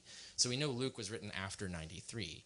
And there are some scholars who argue that Luke is even writing after Papias, which would put him much later, 10 to 20, 30 years later even. So, and this is still debated within the field, but that's how you try to date them. You look for evidence that they're written after certain points in time, or that they're using certain sources that you can date, and so on. And as far as the gospel authors being historians, a lot of atheists bring up the question of Jesus in the Garden of Gethsemane. All the apostles are asleep. All the apostles are hundreds of feet away. Nobody is listening to the prayer of Jesus. If these are historians, how did these historians, word for word, manage to cough up the exact words of Jesus' last prayer to God? Obviously, the authors of the Gospels either made this stuff up or they had some delusions, hallucinations, and they were given this information by revelation, the same way Joseph Smith got his stuff. An historian would not have put words into Jesus' mouth like is done in the Gospels. Nobody was awake, only Jesus was there. Yeah, I'd just like to say that according to Papias, Matthew first wrote the gospel in Hebrew. So we have there that he says that he recorded the oracles in Hebrew and later interpreted them into Greek as best he could, it says. You do know why that can't be true of our Matthew, right? Why? He's copying the Greek of Mark. Well, unless, of course, he wrote it in Hebrew. No, you mean if Mark wrote in Hebrew? No, if Matthew wrote in Hebrew. Matthew's copying the Greek of Mark verbatim. He can't possibly have written in Hebrew and also at the same time copy some other source in Greek verbatim. Assuming, I mean, there's lots of debate as to whether Matthew or Mark came first. Oh, so, well, okay. Now you're getting pretty wild in the outside the fringe. No, it's not fringe at all. The mainstream view. Well, if you're going to propose that Matthew wrote first, then you have the problem that when Matthew actually starts quoting the Bible, he's quoting the Septuagint, which is the Greek translation of the Bible. So clearly he couldn't have written in Hebrew if he's using, a Greek source. Well, of course, if it was in Hebrew, but then it was translated into Greek, just like Papias says, then maybe he would use the Greek the Septuagint in that Greek version of his gospel. But the problem is, for example, in the Sermon on the Mount, you look at Dale Allison, for example, on his study of the Sermon on the Mount, the arguments and the statements in the Sermon on the Mount are based on the Greek. In other words, if they were based on the Hebrew, the sermon wouldn't make any sense. So whoever's composing the sermon is actually using the Greek as the basis for their story, or the basis of their account. Wouldn't work. Why wouldn't it work in Hebrew? Well, you can read Dale Allison on this. I cite him in my book on the Historicity of Jesus. Okay. But there's the actual structure of the argument made is based on certain passages, the way they're written in the Greek, and it's different than it's written in the Hebrew, and it wouldn't make as much sense. And this is how we know the Sermon on the Mount was composed in Greek. It wasn't composed in Hebrew. So you reject Papias outright and say that it's just... Well, there's two possible things. First of all, even Eusebius says Papias was unintelligent and not reliable. He didn't like him, okay. But also, he could be referring to some other source. He could be confused. There's another Papias who's a disciple of... There could be Polycarp, who's a disciple of There John? could be another Matthew that's not our Matthew. I hate to interrupt you, gentlemen, but Okay. that may be a topic for another Yeah, debate. that's true. I see our line Yeah, you're steadily right. growing. Well here, done. So let's go ahead with our next question. All right. This is a comment for Mark. And I wanted to respond to your thought that why didn't the Romans try to take this power that Jesus was displaying? And I just wanted to see your thoughts on what I'm thinking is that they actually did try. And the way I read the Bible is that at the end of Jesus' life, he was questioned by both Pilate and by Herod. And they tried to kind of see, well, what's this guy all about?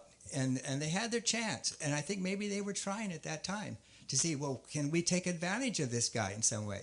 And Pilate tried, and then Herod tried, and they just tossed him back and forth. But he didn't give him an opportunity. He basically was silent. And so I would counter that they tried to see what can I get from Jesus, but he just didn't give him the opportunity. And so I think that I would counter your argument with that. May I suggest that the speakers respond instead of discuss? That would move along the line quite quickly. Okay. My response to that would be the United States after 9/11 took about 900 prisoners from Al-Qaeda, etc. The goal was to get them to talk, to get them to cooperate. They didn't just walk up to an Al-Qaeda member and say, "Excuse me, would you please cooperate with us?" And the guy says, "No, of course not." "Oh, okay, you're free to go."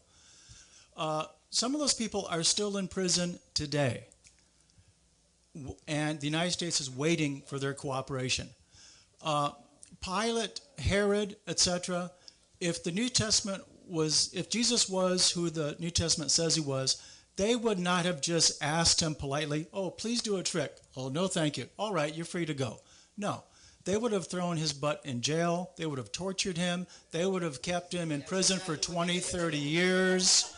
They would not have executed the goose that laid golden eggs. That is absurd and irrational. And in the New Testament, you have Herod waiting for a miracle. Jesus doesn't perform, so he lets him go, sends him back to the other people, Pilate. That's absurd. It is totally insane. Okay. My question is in regards to Isaiah 53. Okay, and you would say that that's about Jesus, right? Yes. Okay, so what seems more logical to you? That somebody predicted the future and that Jesus really lived? Or that somebody made up a story? Because we see people borrowing so many stories throughout the Bible. So what seems more likely? That somebody just borrowed another story? Or somebody was psychic and predicted the future? So the question is... What seems more logical to you? That somebody predicted the future in Isaiah 53? Yeah, it was written before Jesus, right? I believe that God gave that to Isaiah, and that was predicted. And that seems more logical to you, even though so many stories seem like other stories throughout the Bible? Yeah, it seems logical to me. Yeah, and I think what he meant was that the alternative explanation is that Christians read Isaiah 53 and constructed their gospel based on it. Okay. I mean, it seems illogical that you're going to come up with a God who kind of dies in the end. I mean... Well, Isaiah 53 says the Savior is going to die, and is his death that actually secures salvation for everyone. So they're inspired by their own God's word to come up with the story. They don't need any other excuse. By God's word? That's his point, is what I'm saying. So yeah. Okay. Okay, 2 Peter chapter 3, verse 4, starting where you did. Where is the promise of his coming? For since the fathers fell asleep, all continues just as it was from the beginning of creation. That does sound like 2 Peter is questioning whether Christ is who he says he is, unless you bother to read just one verse ahead of that. Know this, first of all, that in the last days mockers will come, future tense, with mocking, following after their own lust. Continue from there. It predicts that people will say that. It doesn't question it. My point was that the author of 2 Peter is referring to the apostles and the people that founded the Christian faith as being dead and gone. It is impossible for if it's impossible for the apostle Peter to have written this if he was dead. And if what's written here is true, the apostle Peter had long since been dead. Therefore, it is physically impossible, unless you believe in time travel, that the apostle Peter wrote this chapter in the book of 2 Peter. It's impossible. Sorry. Yeah, it starts. Unless we grant their interpretation of the argument being made there, because they're saying that and I think you could construct the argument the way they're talking about. So I think there are different ways to interpret that verse, and I would concede that. Yet it also starts, Simon Peter, it starts verse 1. Simon Peter, a servant and apostle of Jesus Christ, to them that have obtained like precious faith through us, with us through the righteousness of God and Savior, Jesus Christ. And then you go back to the next verse that you're talking about. For this they are willingly ignorant of, after he's talking about who those scoffers are, that they're willingly ignorant of, that by the word of God the heavens were of old, the earth standing out of the water and in the water. So, yes, it is talking about people who, scoffers. A very quick one for Mr. Hampton, then hopefully more complex one for Dr. Carrier. And I'm sorry if it's Dr. Hampton, not Mr. I'm not sure which it is. Okay.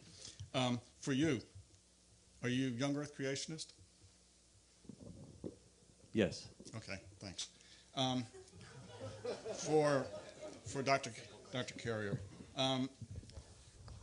you had the first guy who came up and asked you a question, I thought hit a key part of the whole argument about historicity of Jesus, which is the absence of evidence for absence. Mm-hmm. Okay.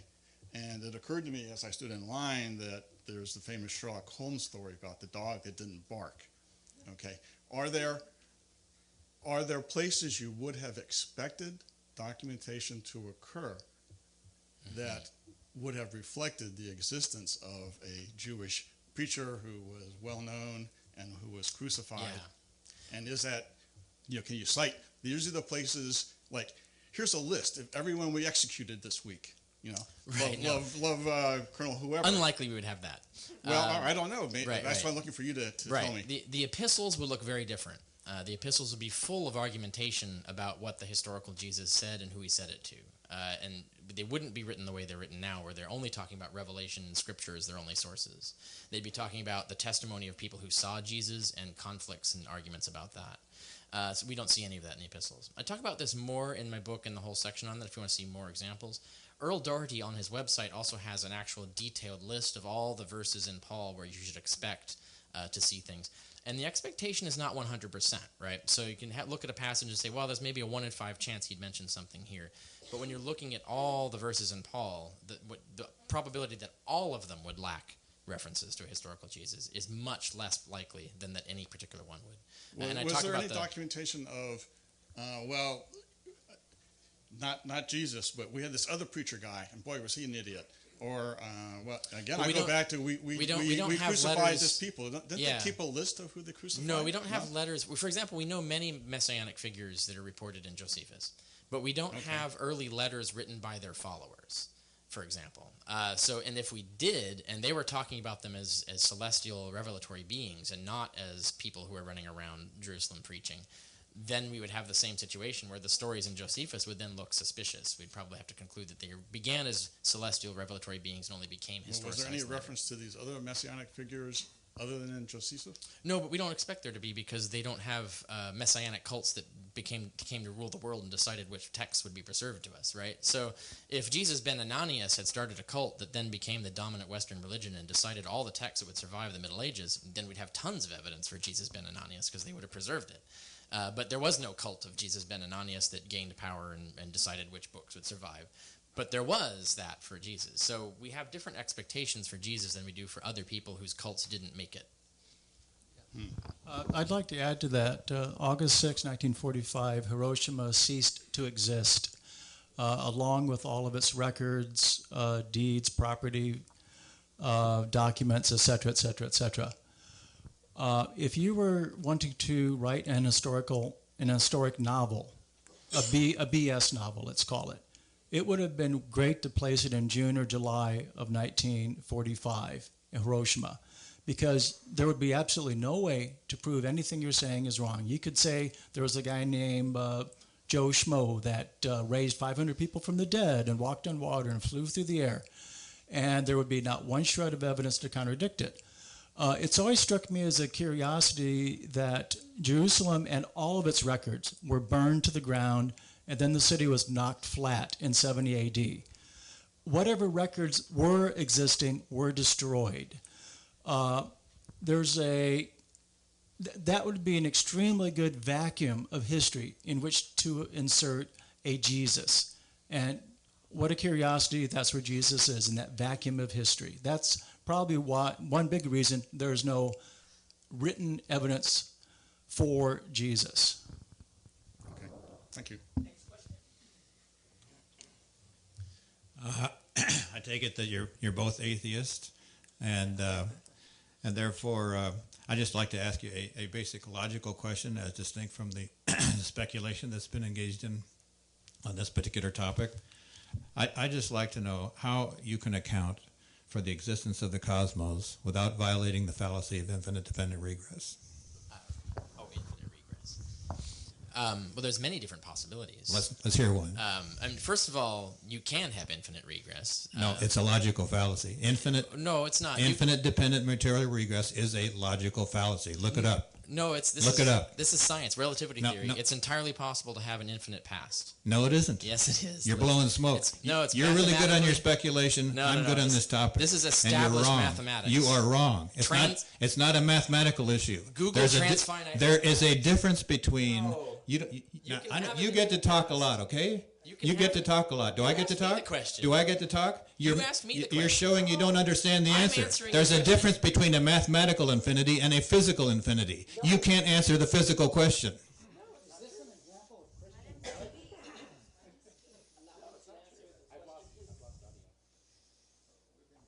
We lost audio. Sir, thank you for the question. Please allow our panelists time to answer the question. If not, I'll have to ask you. He's misrepresenting That's the okay. issue. Allow him to answer the question. Allow me to answer the question. Set theory establishes that if you can have a set in mathematical theory, you can have a one-to-one correlation of physical objects to the objects in that set. You can demonstrate this as a matter of established logic. The Principia Mathematica of Bertrand Russell, for example, establishes this. So if you can have a set with infinite members, you can have a one-to-one correspondence of physical objects to those mathematical objects. Therefore, if you can have an infinite set in mathematics, you can have an infinite set in reality. That is false. It is not. It is. is. This is established logic. And you won't allow me to explain, just like you monopolize their time most of the time. You do most of the talk, and that's how you win the argument. This is not the time to explain. This is the time to ask questions. Yes. Thank you very much. You're I've false, answered dude. the question.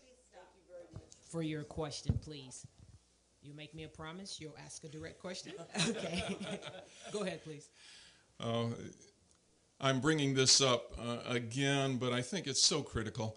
The four Gospels, as I understand it, that Irenaeus had dismissed other writings, other traditions that were within the church at the time. And here's his thought process. I quote, "They don't have any Gospels that aren't full of blasphemy. There actually are only 4 authentic Gospels. And this is obviously true because there are 4 corners of the universe and there are 4 principal winds. And therefore, there can only be 4 Gospels that are authentic." This was his thought process. And he is the one that certified the names of the Gospels. And I find that embarrassing. Comments? Well, I mean, I don't know. It's an interesting thought of Irenaeus. There are 4 points, though. It's kind of interesting. North, east, south, and west, for what it's worth. I have no real comment on Irenaeus. It's an interesting thought. Maybe he had some insight. Maybe he didn't. But the 4 that we have are those four. So, I don't see the church as like cherry picking like what they wanted to be in the book. It was more of a stamp of approval of what was already being circulated and what was considered to be authentic. So I don't think they're like, well, we like this one, but we don't like that one. It was, there were some that were already considered, they were in use, they were considered authentic, and they're simply putting their stamp of approval. They're not deciding what is going to be in and what's going to be out. It's some things are already in existence, like the epistles. All of them, by the way, all the epistles were being used. I'd like to add, it's interesting to me that early Christianity picked 4 Gospels as being authentic, and they were awash, flooded in bogus, what they considered to be bogus Gospels, bogus prophets, false prophets, lies, deceivers, etc., etc. Jesus said, a good tree, you cannot get bad fruit from a good tree.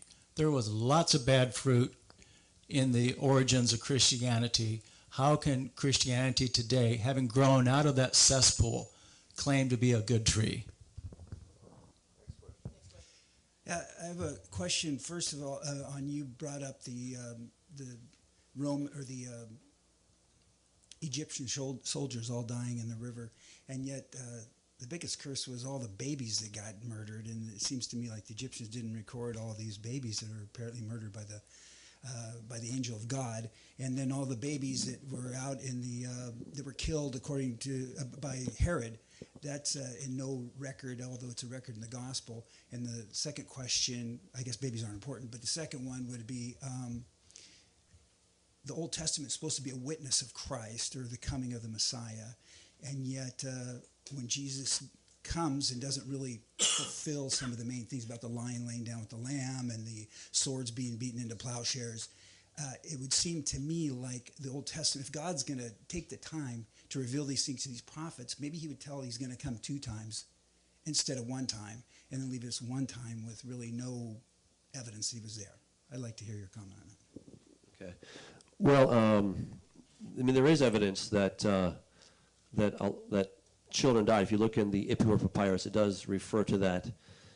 So what we have in the tombs of the pharaohs is simply a record of what happened that night as they were going out to recapture the Israelites. So it wasn't about all the different plagues. But the Epistles Papyrus, if you read that, you will find the language is astounding. Okay, and it talks about darkness. It talks about the children.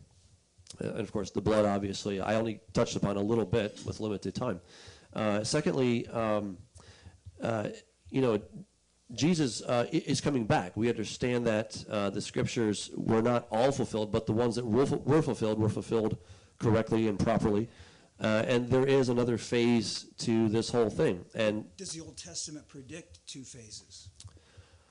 The Old Testament refers to him coming lowly on a donkey. All right, it talks about his death. We see that in Isaiah 53, Psalm 22, just to mention a couple. So we see those, that he's going to be a suffering servant. We also see that he's going to be a victorious king. And the Jews have long understood this, but they say that it's 2 different messiahs. They talk about Mashiach ben Yosef, and then they talk about Mashiach ben David. So I would say, hey, you guys just put them together and you'll see that they're the one and the same. But they say, no, these are 2 different people, and so they've understood that. So yes, I think the Bible does. It doesn't say, hey, by the way, guys, there's going to be 2 comings. It doesn't use the terminology that you would use, but it uses the terminology that God directed the authors to use. And so the purpose was I'm going to kind of like put it in code, and you got to figure it out. Is that basically what you're saying? Well, to some extent, there's a whole other side of this thing, that there is this sort of cosmic battle going on. So, the references that he makes to the spiritual realm and stuff, that stuff it's true. But he leaves it there and never comes down into the flesh, where we're told very clearly that Jesus became flesh, okay? But there is this other side of reality that we can't see, but it is there. And there's a battle that's going on, and so there's a lot of stuff that happens that had to take place to resolve all those issues too. Thank you for your time, both of you. Part of my question basically is I'm going to say a couple of things, and I'd like you to comment on them. But if you would extend me the grace of completing what I have to say, I'll make it very short. One thing that seems to be happening is that there's a lot of argument based on the lack of evidence of something. But that is what is known as an argument from silence. And that's a logical fallacy. One example was when you were discussing Paul, you were saying that because Paul did not quote certain things that were in the Gospels, that therefore that weakened his case. It may have weakened his case, but you can't. Is it not true that you cannot conclude from that, make a firm conclusion that Paul was in the state that you said he was? And I'll sit down and let you. No, the argument from silence is not a fallacy. It has to be structured as an argument to probability, so you don't get logically deductive proof out of it. The question is, and I actually analyze the logical structure of arguments from silence and explain when they're valid and when they're not in Proving History. In that one book, I have a whole section on argument from silence and the logic of it. The basic idea is you compare two probabilities. The probability that there would be silence in a source if a certain thing happened, and the probability that there would be that same silence if the thing didn't happen. If those two probabilities are the same, then yes, then the argument from silence can't proceed. But if those probabilities differ, then the strength of the argument from silence is proportional to the difference between those two probabilities. So if a silence in a document is extremely unlikely, then that silence is evidence for absence. And the example, one of the main examples I give in that is the 3-hour darkening of the sun that's in Mark. If that had happened, the probability that it would not be mentioned by astronomers and historians all throughout the Roman Empire is exceedingly small. Therefore, the probability that it happened is exceedingly small. So you can build legitimate arguments from silence, but you have to do them in a logically correct way. Not all arguments from silence are valid, and they vary in their validity. It's not like it's either true or false. You get degrees of probability based on the strength of the argument. Hi, thank you all. My question is for the Christian friends that are here. No doubt you have different views upon, well, the big questions compared to Dr. Carrier, not just about the historicity of Jesus and whether or not he existed or miracles, even God. My question is simply, if Dr. Carrier's worldview is correct, how would our world today be any different? Well, our world would be very, very different, of course. I mean, I would argue that we wouldn't be here because without a creator, I find it very hard to get here, just like you can't have a building without a builder. So I think that's the basic big problem, the sort of a cosmic problem, if you will.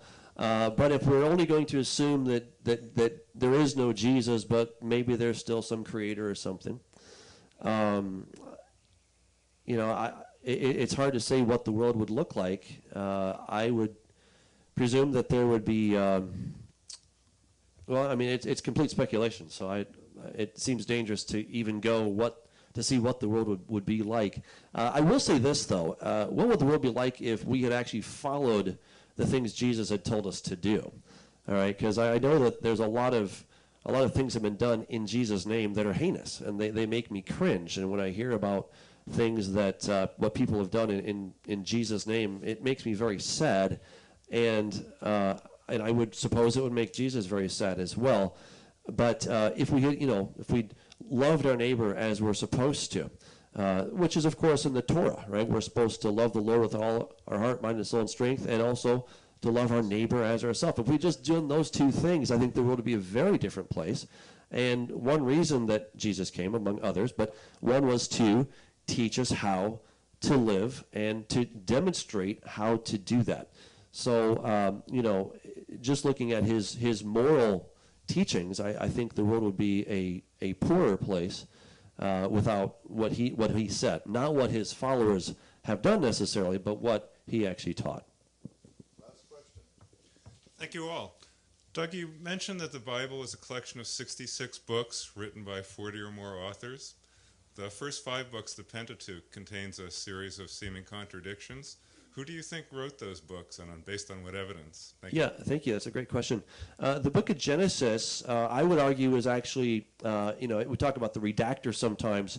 I believe the redactor is none other than Moses himself, and that he has source documentation, and that is demonstrated by the word toledot, which we translate as account, but you're looking at source documents. So it talks about, this is the account or the story of creation. This is the source of story of Adam and Eve, of Seth, of Noah, etc. So, whereas, there's different theories about how Genesis was written. One is that it's the dictation theory, that God said, okay, Moses, get out a pen and I'm going to just tell you what happened. I can't rule that out, but I think it's rather improbable. I think it's more likely that Moses, being learned in all the ways of the Egyptians, which he would have also have known cuneiform, it's almost certain that he knew cuneiform as well, as a learned Egyptian, that he would have had access to documents. Now, I can't provide those documents to you. I can only show you from the evidence that seems to be there, because we have little internal evidences such as that Jacob was in Beth El, which was formerly called Luz. Okay, so there's little editorial notes that seem to suggest that it was compiled by someone who was the redactor, but that redactor was in fact Moses, and that's been the long-held tradition. That's what Jesus talked about. I see no other reason to suggest that it was anybody but Moses. So, thank you. Well, thank you very much. A round of applause for the question and answer. Thank you. So as we come to a close on the historicity of Jesus, we've heard evidence against and evidence for, and now the closing segment. Mr. Timer, David Lehman will go first. His time will be 10 minutes. The final closing will be from Dr. Carrier. His time will be 10 minutes. I did notice in the opening session, Dr. Carrier did take an extra 4 minutes. So if there is a little grace there, I'll watch the timer. So Dr. David Lehman. Actually, you can subtract those 4 from my closing. Okay. Yeah. That's fine. So you officially have, we're rounding up to 15 minutes. Is that enough time? That would be helpful. And are you ready? Okay, so he'll do 15, I'll do 10. That's fine. Okay. Thanks.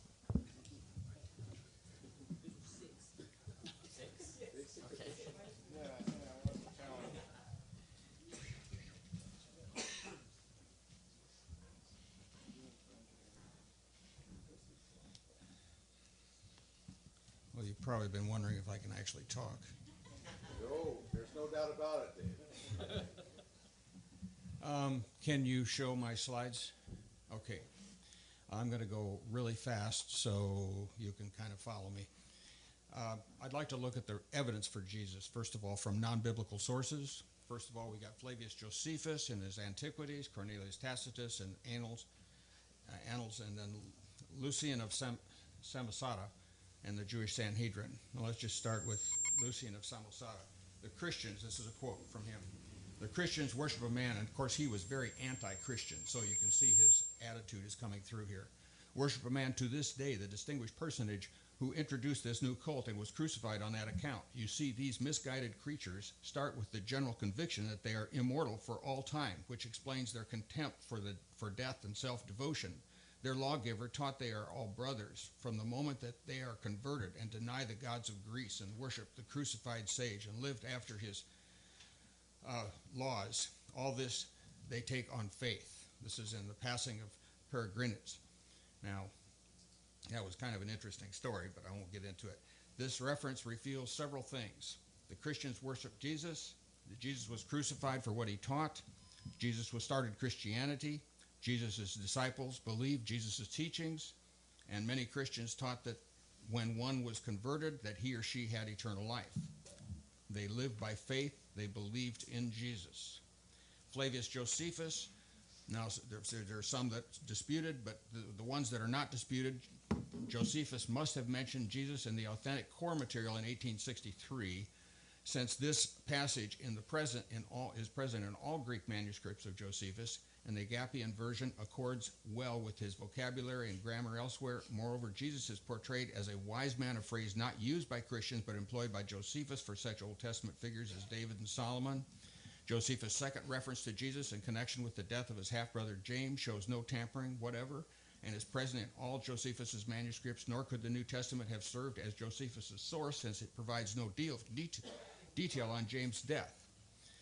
The Talmud teaches that Jesus Christ was illegitimate. Of course, they were not real friendly with Jesus, and was conceived during the menstruation, that he had a soul of Esau, that he was a fool, a conjurer, a seducer, that he was crucified, buried in hell, and set up as an idol. In other words, he did those miracles by sorcery, they said. That's why he was burning in hell and excrement. That the Jews understand this story to refer to Jesus, and the mother of Mary is clearly demonstrated in their book, Toldeth Deshu, the generations of Jesus, where the birth of Jesus is narrated. So in the Gospels, we see that Jesus healed a man with leprosy, Peter's mother-in-law, the Roman centurion's servant, 2 men from Gadara, a paralyzed man, a woman with bleeding, 2 blind men, a man mute and possessed, a man with shriveled hand, and a blind man mute and possessed. He healed a Canaanite woman's daughter who suffered greatly, a boy with a demon, 2 other blind men, one named a deaf mute, a man possessed in the synagogue, a blind man at Bethsaida, a crippled woman, a man with dropsy, 10 men with leprosy, a high priest's servant, the official's son at Capernaum, the sick man at the pool of Bethesda, and a man born blind. He had complete control over the forces of nature. He calmed the storms, walked on water, and fed 5,000 people here and 4,000 people there just from a few loaves and fish. He withered a fig tree, turned water into wine, and produced miraculous catches of fish. He even brought the dead back to life, including Jairus' daughter, the widow's son at Nain, and Lazarus. And as the Apostle John emphasized, there were only a few of Christ's miracles. If Jesus never did these miracles, and yet early apostles and Christians falsely claimed he did, don't you think they would have proven him a fraud? The people were still alive, and regardless of what he says, these Mark and Matthew were written about somewhere in the 50s to 60s, and of course the people were still alive. They saw this. No founder of any religion claimed to be God or perform miracles. No other prophet or founder of any religion had detailed prophecies concerning his coming, his life, his death, and his resurrection. We talked about, I lived in Salt Lake and debated Mormons for almost a year. Grant Palmer, who wrote a book, The Insider's View of Mormonism, has told, and he grew up with the 12 apostles today, said that none of the apostles today believe that Joseph Smith was a prophet. Wilhelm Weil, I had his book, he actually interviewed, he was a German medical doctor, and he went and interviewed people in, starting all the way through from Palmyra, New York, all the way to Salt Lake City, 80 people, all of them said that Joseph Smith was basically a very unsavory character. Mohammed, the Quran, Mark Gabriel, a friend of mine, was the head of the Department of Religion and History in Al-Azhar University in Cairo, and he said Mohammed was as we all probably realize, that he was a terrorist. And so almost every person that we look at, any other religion, we look at the founder, and they were not people that were doing miracles, not claiming to be sinless. William Law, a member of the first presidency, this was one of the last things that happened before Joseph Smith's untimely death. And according to William Law, Smith had several proposals to Law's wife, Jane, under the premise that Jane would enter a polyandrous marriage with Smith. And this was what was supposed to be published in the Nauvoo Expositor the very next day before Joseph Smith had the presses destroyed. According to Richard Carrier, now this is evidence for us, now this is from other books that he's written, God should be much more involved with the world. Now he thinks he shouldn't have made an imperfect universe. God shouldn't remain hidden. Instead, he should appear to all people at all times so that everyone would know that he exists. These are apparent injustices that seem to be, from my perspective, Richard's only substantial objection to theism. In his monthly column, Skeptic for Scientific American, Michael Shermer has proposed an interesting principle, affectionately named Shermer's Last Law. It states that any sufficient advanced extraterrestrial intelligence is indistinguishable from God.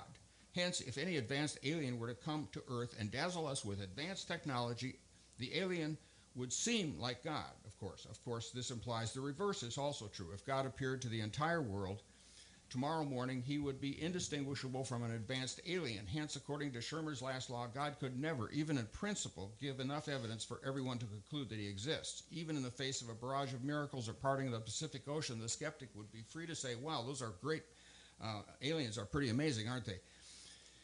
There's always been a way out for non-believers. Jesus' enemies attributed his miracles to Beelzebub. And, of course, Carey attributes the origin of life to natural causes and the resurrection of Jesus to an incredible ensemble of mass hallucinations. Schirmer offers an invincible piece of armor for the skeptic who can never be sure that God exists. Nevertheless, there is one way for God to prove his existence to everyone. He could take away our free will. We'd all become Calvinists. Whether we like it or not. Hence, all atheists' demands, and all atheist demands for certainty are ultimately objections to God's gift of free will. I mean, they don't have to believe. Bearing the elimination of choice, there is nothing God could do to convince an impassioned skeptic armed with Schirmer's last law. We would even imagine skeptic living in a world of cosmic miracles, appealing to arguments similar to Richard's. If God really loved me, he wouldn't leave me in doubt as to whether these miracles I'm seeing are from God or an alien. Surely a good God would never leave us confused to his existence. Besides this, God seems to be forcing himself on everyone when he knows that we can't even be certain that he exists. If I were God, I wouldn't force myself on ignorant people. Should he hold us responsible for a choice we can't reasonably deny or make? Of course not. Hence, even in this, if this God is real, he's immoral, unfit for worship. It seems then that an atheist can never be sure God exists, regardless of what God does, so Richard's accusations can't mean that God should prove himself to everyone. This means that when it comes to things like the existence of God or evidence for miracles, Richard must demand something less than certainty. Now, consider Richard's argument, and I almost hesitate to throw this, but it's kind of fun. Richard's arguments that breasts are evidence for the non-existence of God. Female breasts do not need to be large or prominent at all as instruments for nursing. Small breasts are just as effective, while large breasts create increased strain on a woman's back and increased risk of injury or lethal malfunctions like cancer. They are a liability, a needless waste of energy. What possible use such an inefficient tactic would have in the eyes of an intelligent engineer are hard to fathom. Oddly, he dedicates his book to Jen, my buxom brunette.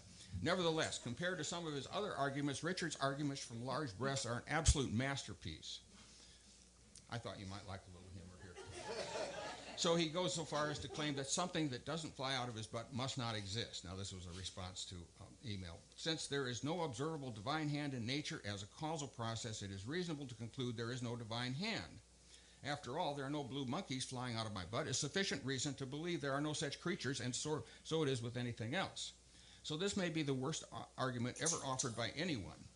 But anyway, presumably there are no monkeys of any color flying out of Richard's butt. Are we to conclude that monkeys don't exist? Neither are there fire trucks, books, planets, horses, bees, or anything emerging. These things still exist.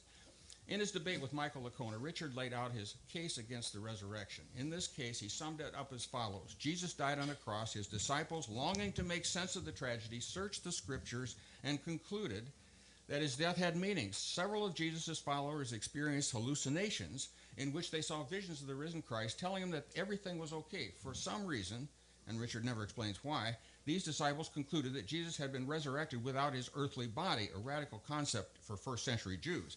When Christianity began to spread, Saul of Tarsus, a devout Pharisee, attempted to destroy Christianity. Nevertheless, he also experienced a hallucination in which Jesus told him to convert to Christianity. Strangely, Paul also adopted the radical view that Jesus' earthly body wasn't resurrected.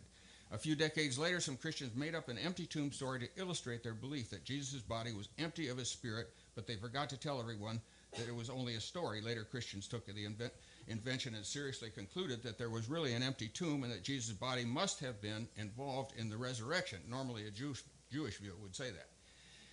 Now, note the Jewish understanding of spiritual resurrection was practically an oxymoron. And third, in the Jewish idea that the body that dies is the same body that rises. Now, there's an overwhelming evidence against such a position. Nevertheless, Richard's problem is far greater than mere evidence, which he is free to twist to his liking. The main problem with his view is that he's completely inconsistent with his belief that Jesus never existed. Prior to his debate with Licona, Richard said Jesus might have existed, but until better historicist view is advanced, I have to conclude at least somewhat more probable that Jesus didn't exist than he did. Then at the debate, Richard argued, there are many theories contrary to what Mr. Lacona has argued, but there isn't time tonight to look at them all. I will instead present the one theory I think is most probably correct, which I only have time to summarize. Shortly after the death of Jesus, his disciples prayed, meditated, and searched the scriptures for some meaning to justify the tragedy and some way to preserve and promote the noble program of moral reform Jesus had died for. As a result, some had prophetic dreams or visions in which Jesus appeared to them, reassuring them and telling them just what they wanted to hear. Since the debate, Richard again argues that Jesus never existed. Thus we have a problem. Richard believes that Jesus probably never existed, but he also says that he thinks that most probably correct is that Jesus' disciples experienced visions of him after he died. Putting these two views together, we have this. Jesus never existed. Nevertheless, he had close companions who did exist. If you're wondering how a person who didn't exist could have followers, you may be forgetting that non-existent people can be very, very persuasive. These followers became extremely distraught when Jesus, who didn't exist, was tortured and crucified by Roman soldiers who did exist. Jesus, who didn't exist, may or may not have been placed in a tomb which may or may not have existed. After the death of their non-existent leader, the minds of the followers were so overcome by emotion that they soon experienced grief, hallucinations in which they saw visions of the risen Jesus, whom nobody had ever seen to begin with. Strangely, these disciples came to believe that Jesus was resurrected without a body, probably because non-existent people don't have bodies. This caused them to become bold evangelists of the risen Lord that they had never seen. James, who did exist, the brother of Jesus, also experienced grief hallucinations when he heard that his brother, who didn't exist, had been nailed to a cross, many of which did exist. James joined the other followers, and the group became so bold that it attracted the attention of a man named Saul, who did exist. While Saul wanted to destroy Christianity because it went against everything he believed in, he was overwhelmingly attracted to the humble message of social reform. So, anyway, that gives you a little bit of an idea. But let's look at the resurrection. The importance of the resurrection for Christianity is absolutely, I'm just getting started with my talk here. The bodily resurrection of Jesus from the dead is a crowning proof of Christianity. Death is the greatest enemy, and it's conquered all men but Christ. No man is wise enough to outwit death, or wealthy enough to purchase freedom from death, or strong enough to vanquish death. The grave always wins the victory.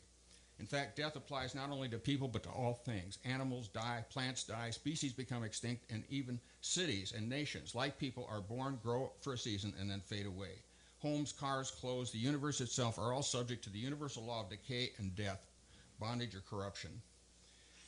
The uniqueness of the resurrection seen in even the greatest religious figures, Buddha, Muhammad, Zoroaster, Confucius, Caesar, all of these died and stayed dead. The early preaching almost always included the resurrection. We can see this. The final book, Revelation, opens with Christ's identification of himself as the first begotten of the dead, as the one that liveth and was dead, and behold, I am alive forevermore. The resurrection caught the disciples completely by surprise. In fact, they were frightened when they saw him, thinking that they were seeing a ghost. Here we have passages showing that the Messiah would be put to death and rise again. Even if the disciples had not been able to anticipate the resurrection from the Old Testament passages, they had clear statements from Christ's own words, seen in Matthew 12, and yet they still didn't realize it. But not only that, but you have the counting of the Omar in the appearances of Christ. He appeared to Mary Magdalene and Mark, to the other women, to Peter, to two on the road to Emmaus, to the disciples, to 11 disciples, 8 days later, to 7 disciples at the Sea of Tiberias, to over 500 followers, and these were usually men, so we're probably talking about over 2,000 people, to James, to the 11 at the Ascension. There are supposed contradictions in the stories. The historical truth of this event is proven by the combined evidences of the empty tomb, the numerous appearances, the change in the lives of the disciples. If they had an opportunity, if nobody's going to die for what they know to be a lie. The authenticity of the records, not to mention the testimony of 2,000 years of Christian history. Thomas Arnold, former professor of history at Rugby and Oxford, was one of the greatest historians the world has ever known.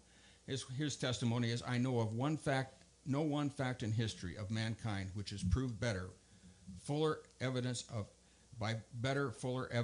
of every sort to the understanding of a fair inquirer that the great sign which God hath given us, that Christ died and rose again from the dead.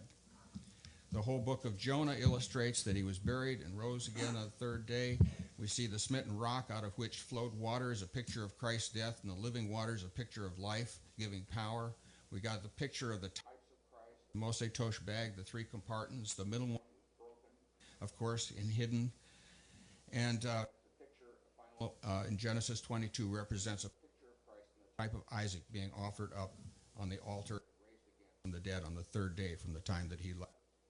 Abraham received Isaac back again. Thank you.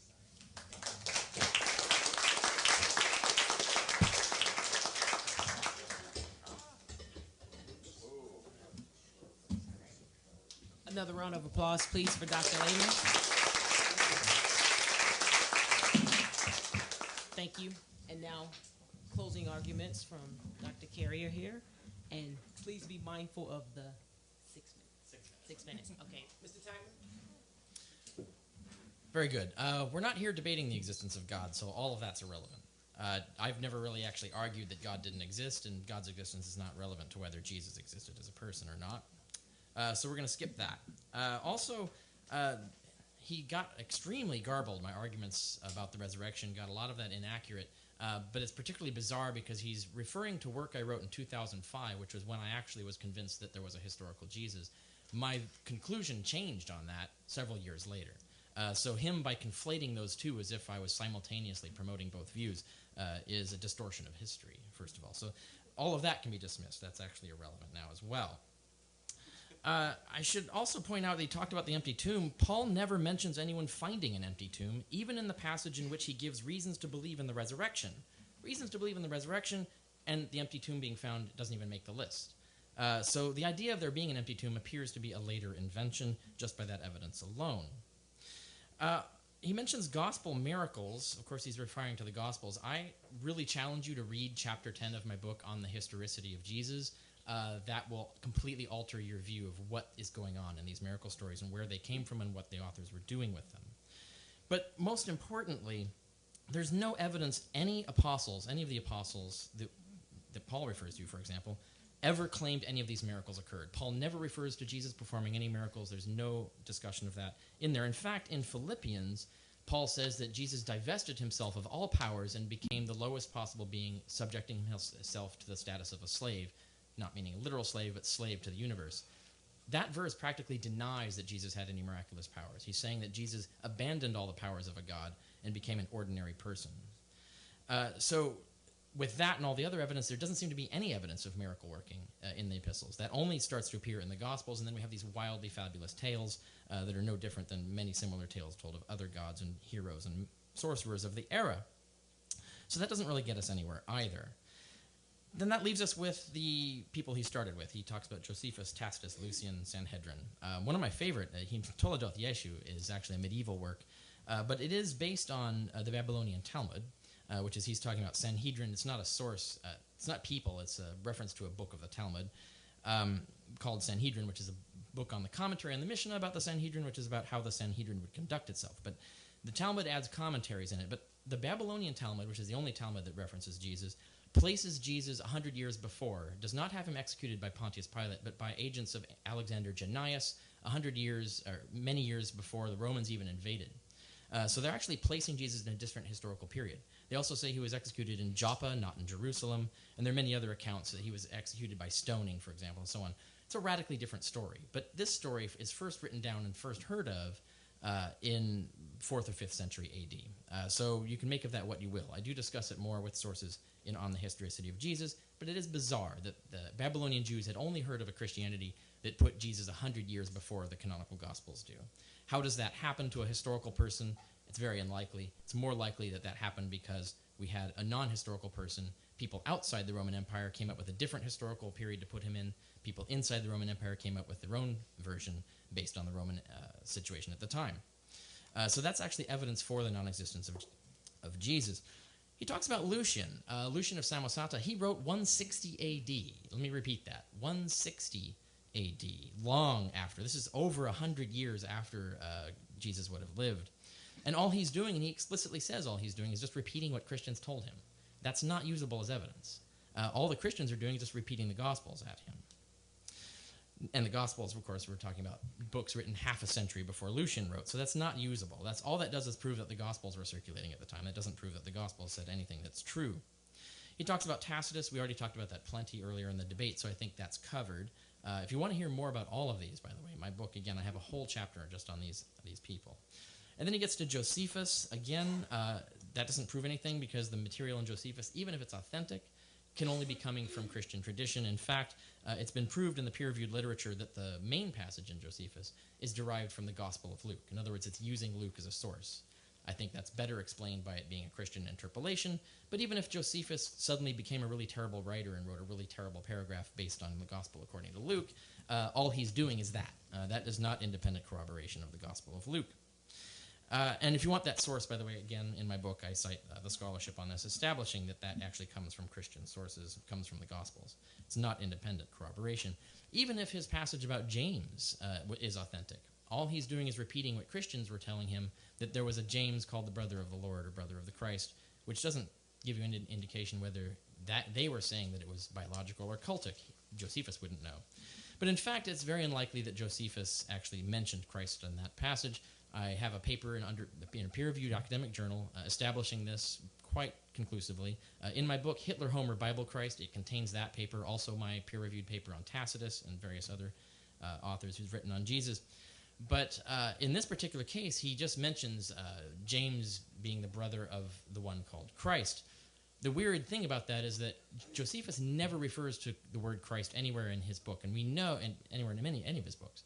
And we know when he brings up weird terminology like that, he explains it to his Gentile readers, because the book he explicitly says was written for Gentiles. The fact that he doesn't stop and explain what a Christ is dead-on evidence that he did not write that passage. Because if Josephus wrote it, he would go, oh, well, this is what a Christ is, and this is why this guy's being called the brother of the Christ, or this is why this story is going on. Only a Christian who is adding that line would not think that he had to explain what a Christ was. So that actually is demonstrably a Christian interpolation. It was added later. And he mentions that it's in all manuscripts, but we know for a fact, and we've demonstrated this, that all manuscripts of Josephus derive from a single manuscript, which is the one used by Eusebius in the 3rd century, or in the early 4th century. And we know that contained material that was not present in the same library 100 years earlier when Origen was reading Josephus in that same library that Eusebius was using. Origen is unaware of the passages that Eusebius suddenly discovers in the manuscripts 100 years later. All manuscripts that we have today derive from that one manuscript that Eusebius had, whether he's the one who doctored it or someone in the library in that 100-year period did, we don't know.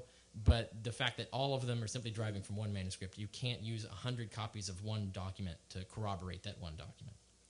So that pretty much gets rid of all of the evidence they brought today. I mean, there's nothing else, essentially. And I'm not even going to use the rest of my time because I think I've adequately refuted everything that's been presented today. But I'll close with just a simple appeal, which is the fact that obviously in this debate you can't have seen every argument played out to its conclusion. There are many questions you may have. There are many other pieces of evidence that weren't even brought up on either side of this debate today. So the question can't be resolved by this debate, and we should understand that that's how all debates work.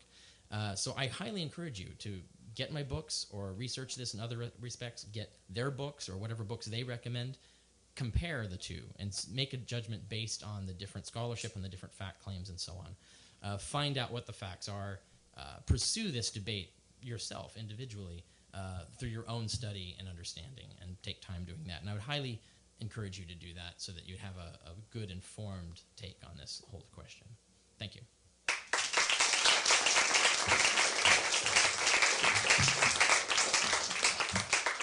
Thank you again. Another round of applause for all of our panelists.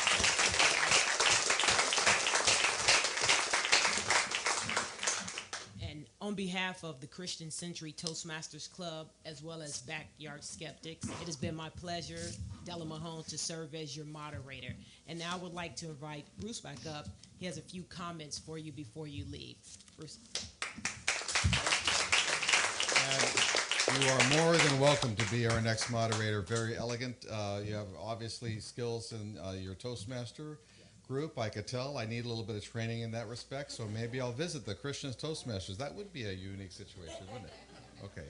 Well, just got a couple things to wrap up. I think Richard said it right on. Whether you're an atheist or a Christian or a Buddhist or a Hindu, it's always good to get alternative views. I can imagine somebody walking in here totally neutral, no type of knowledge about atheism or Christianity, and just getting whammed with this evidence from both sides. So I think that it's intellectually honest to say that it's always wise not to go with that 100%, but always have a little bit of doubt, because if you have a little bit of doubt, you're going to actually study and discover where your doubt lies. So I think that that's kind of a skeptic's kind of thing.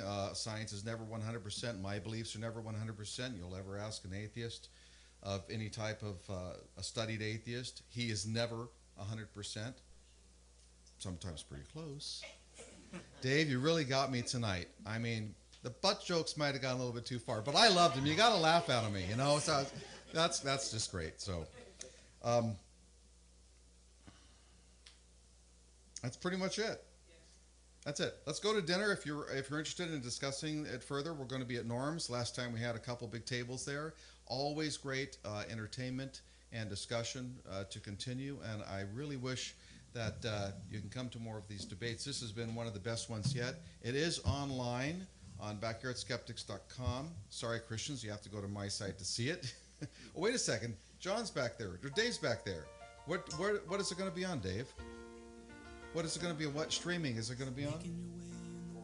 Working on it. Okay, well, it might be on that side too, but it's in its entirety unedited, of course. Thanks once again. Let's give a big round for these guys, okay?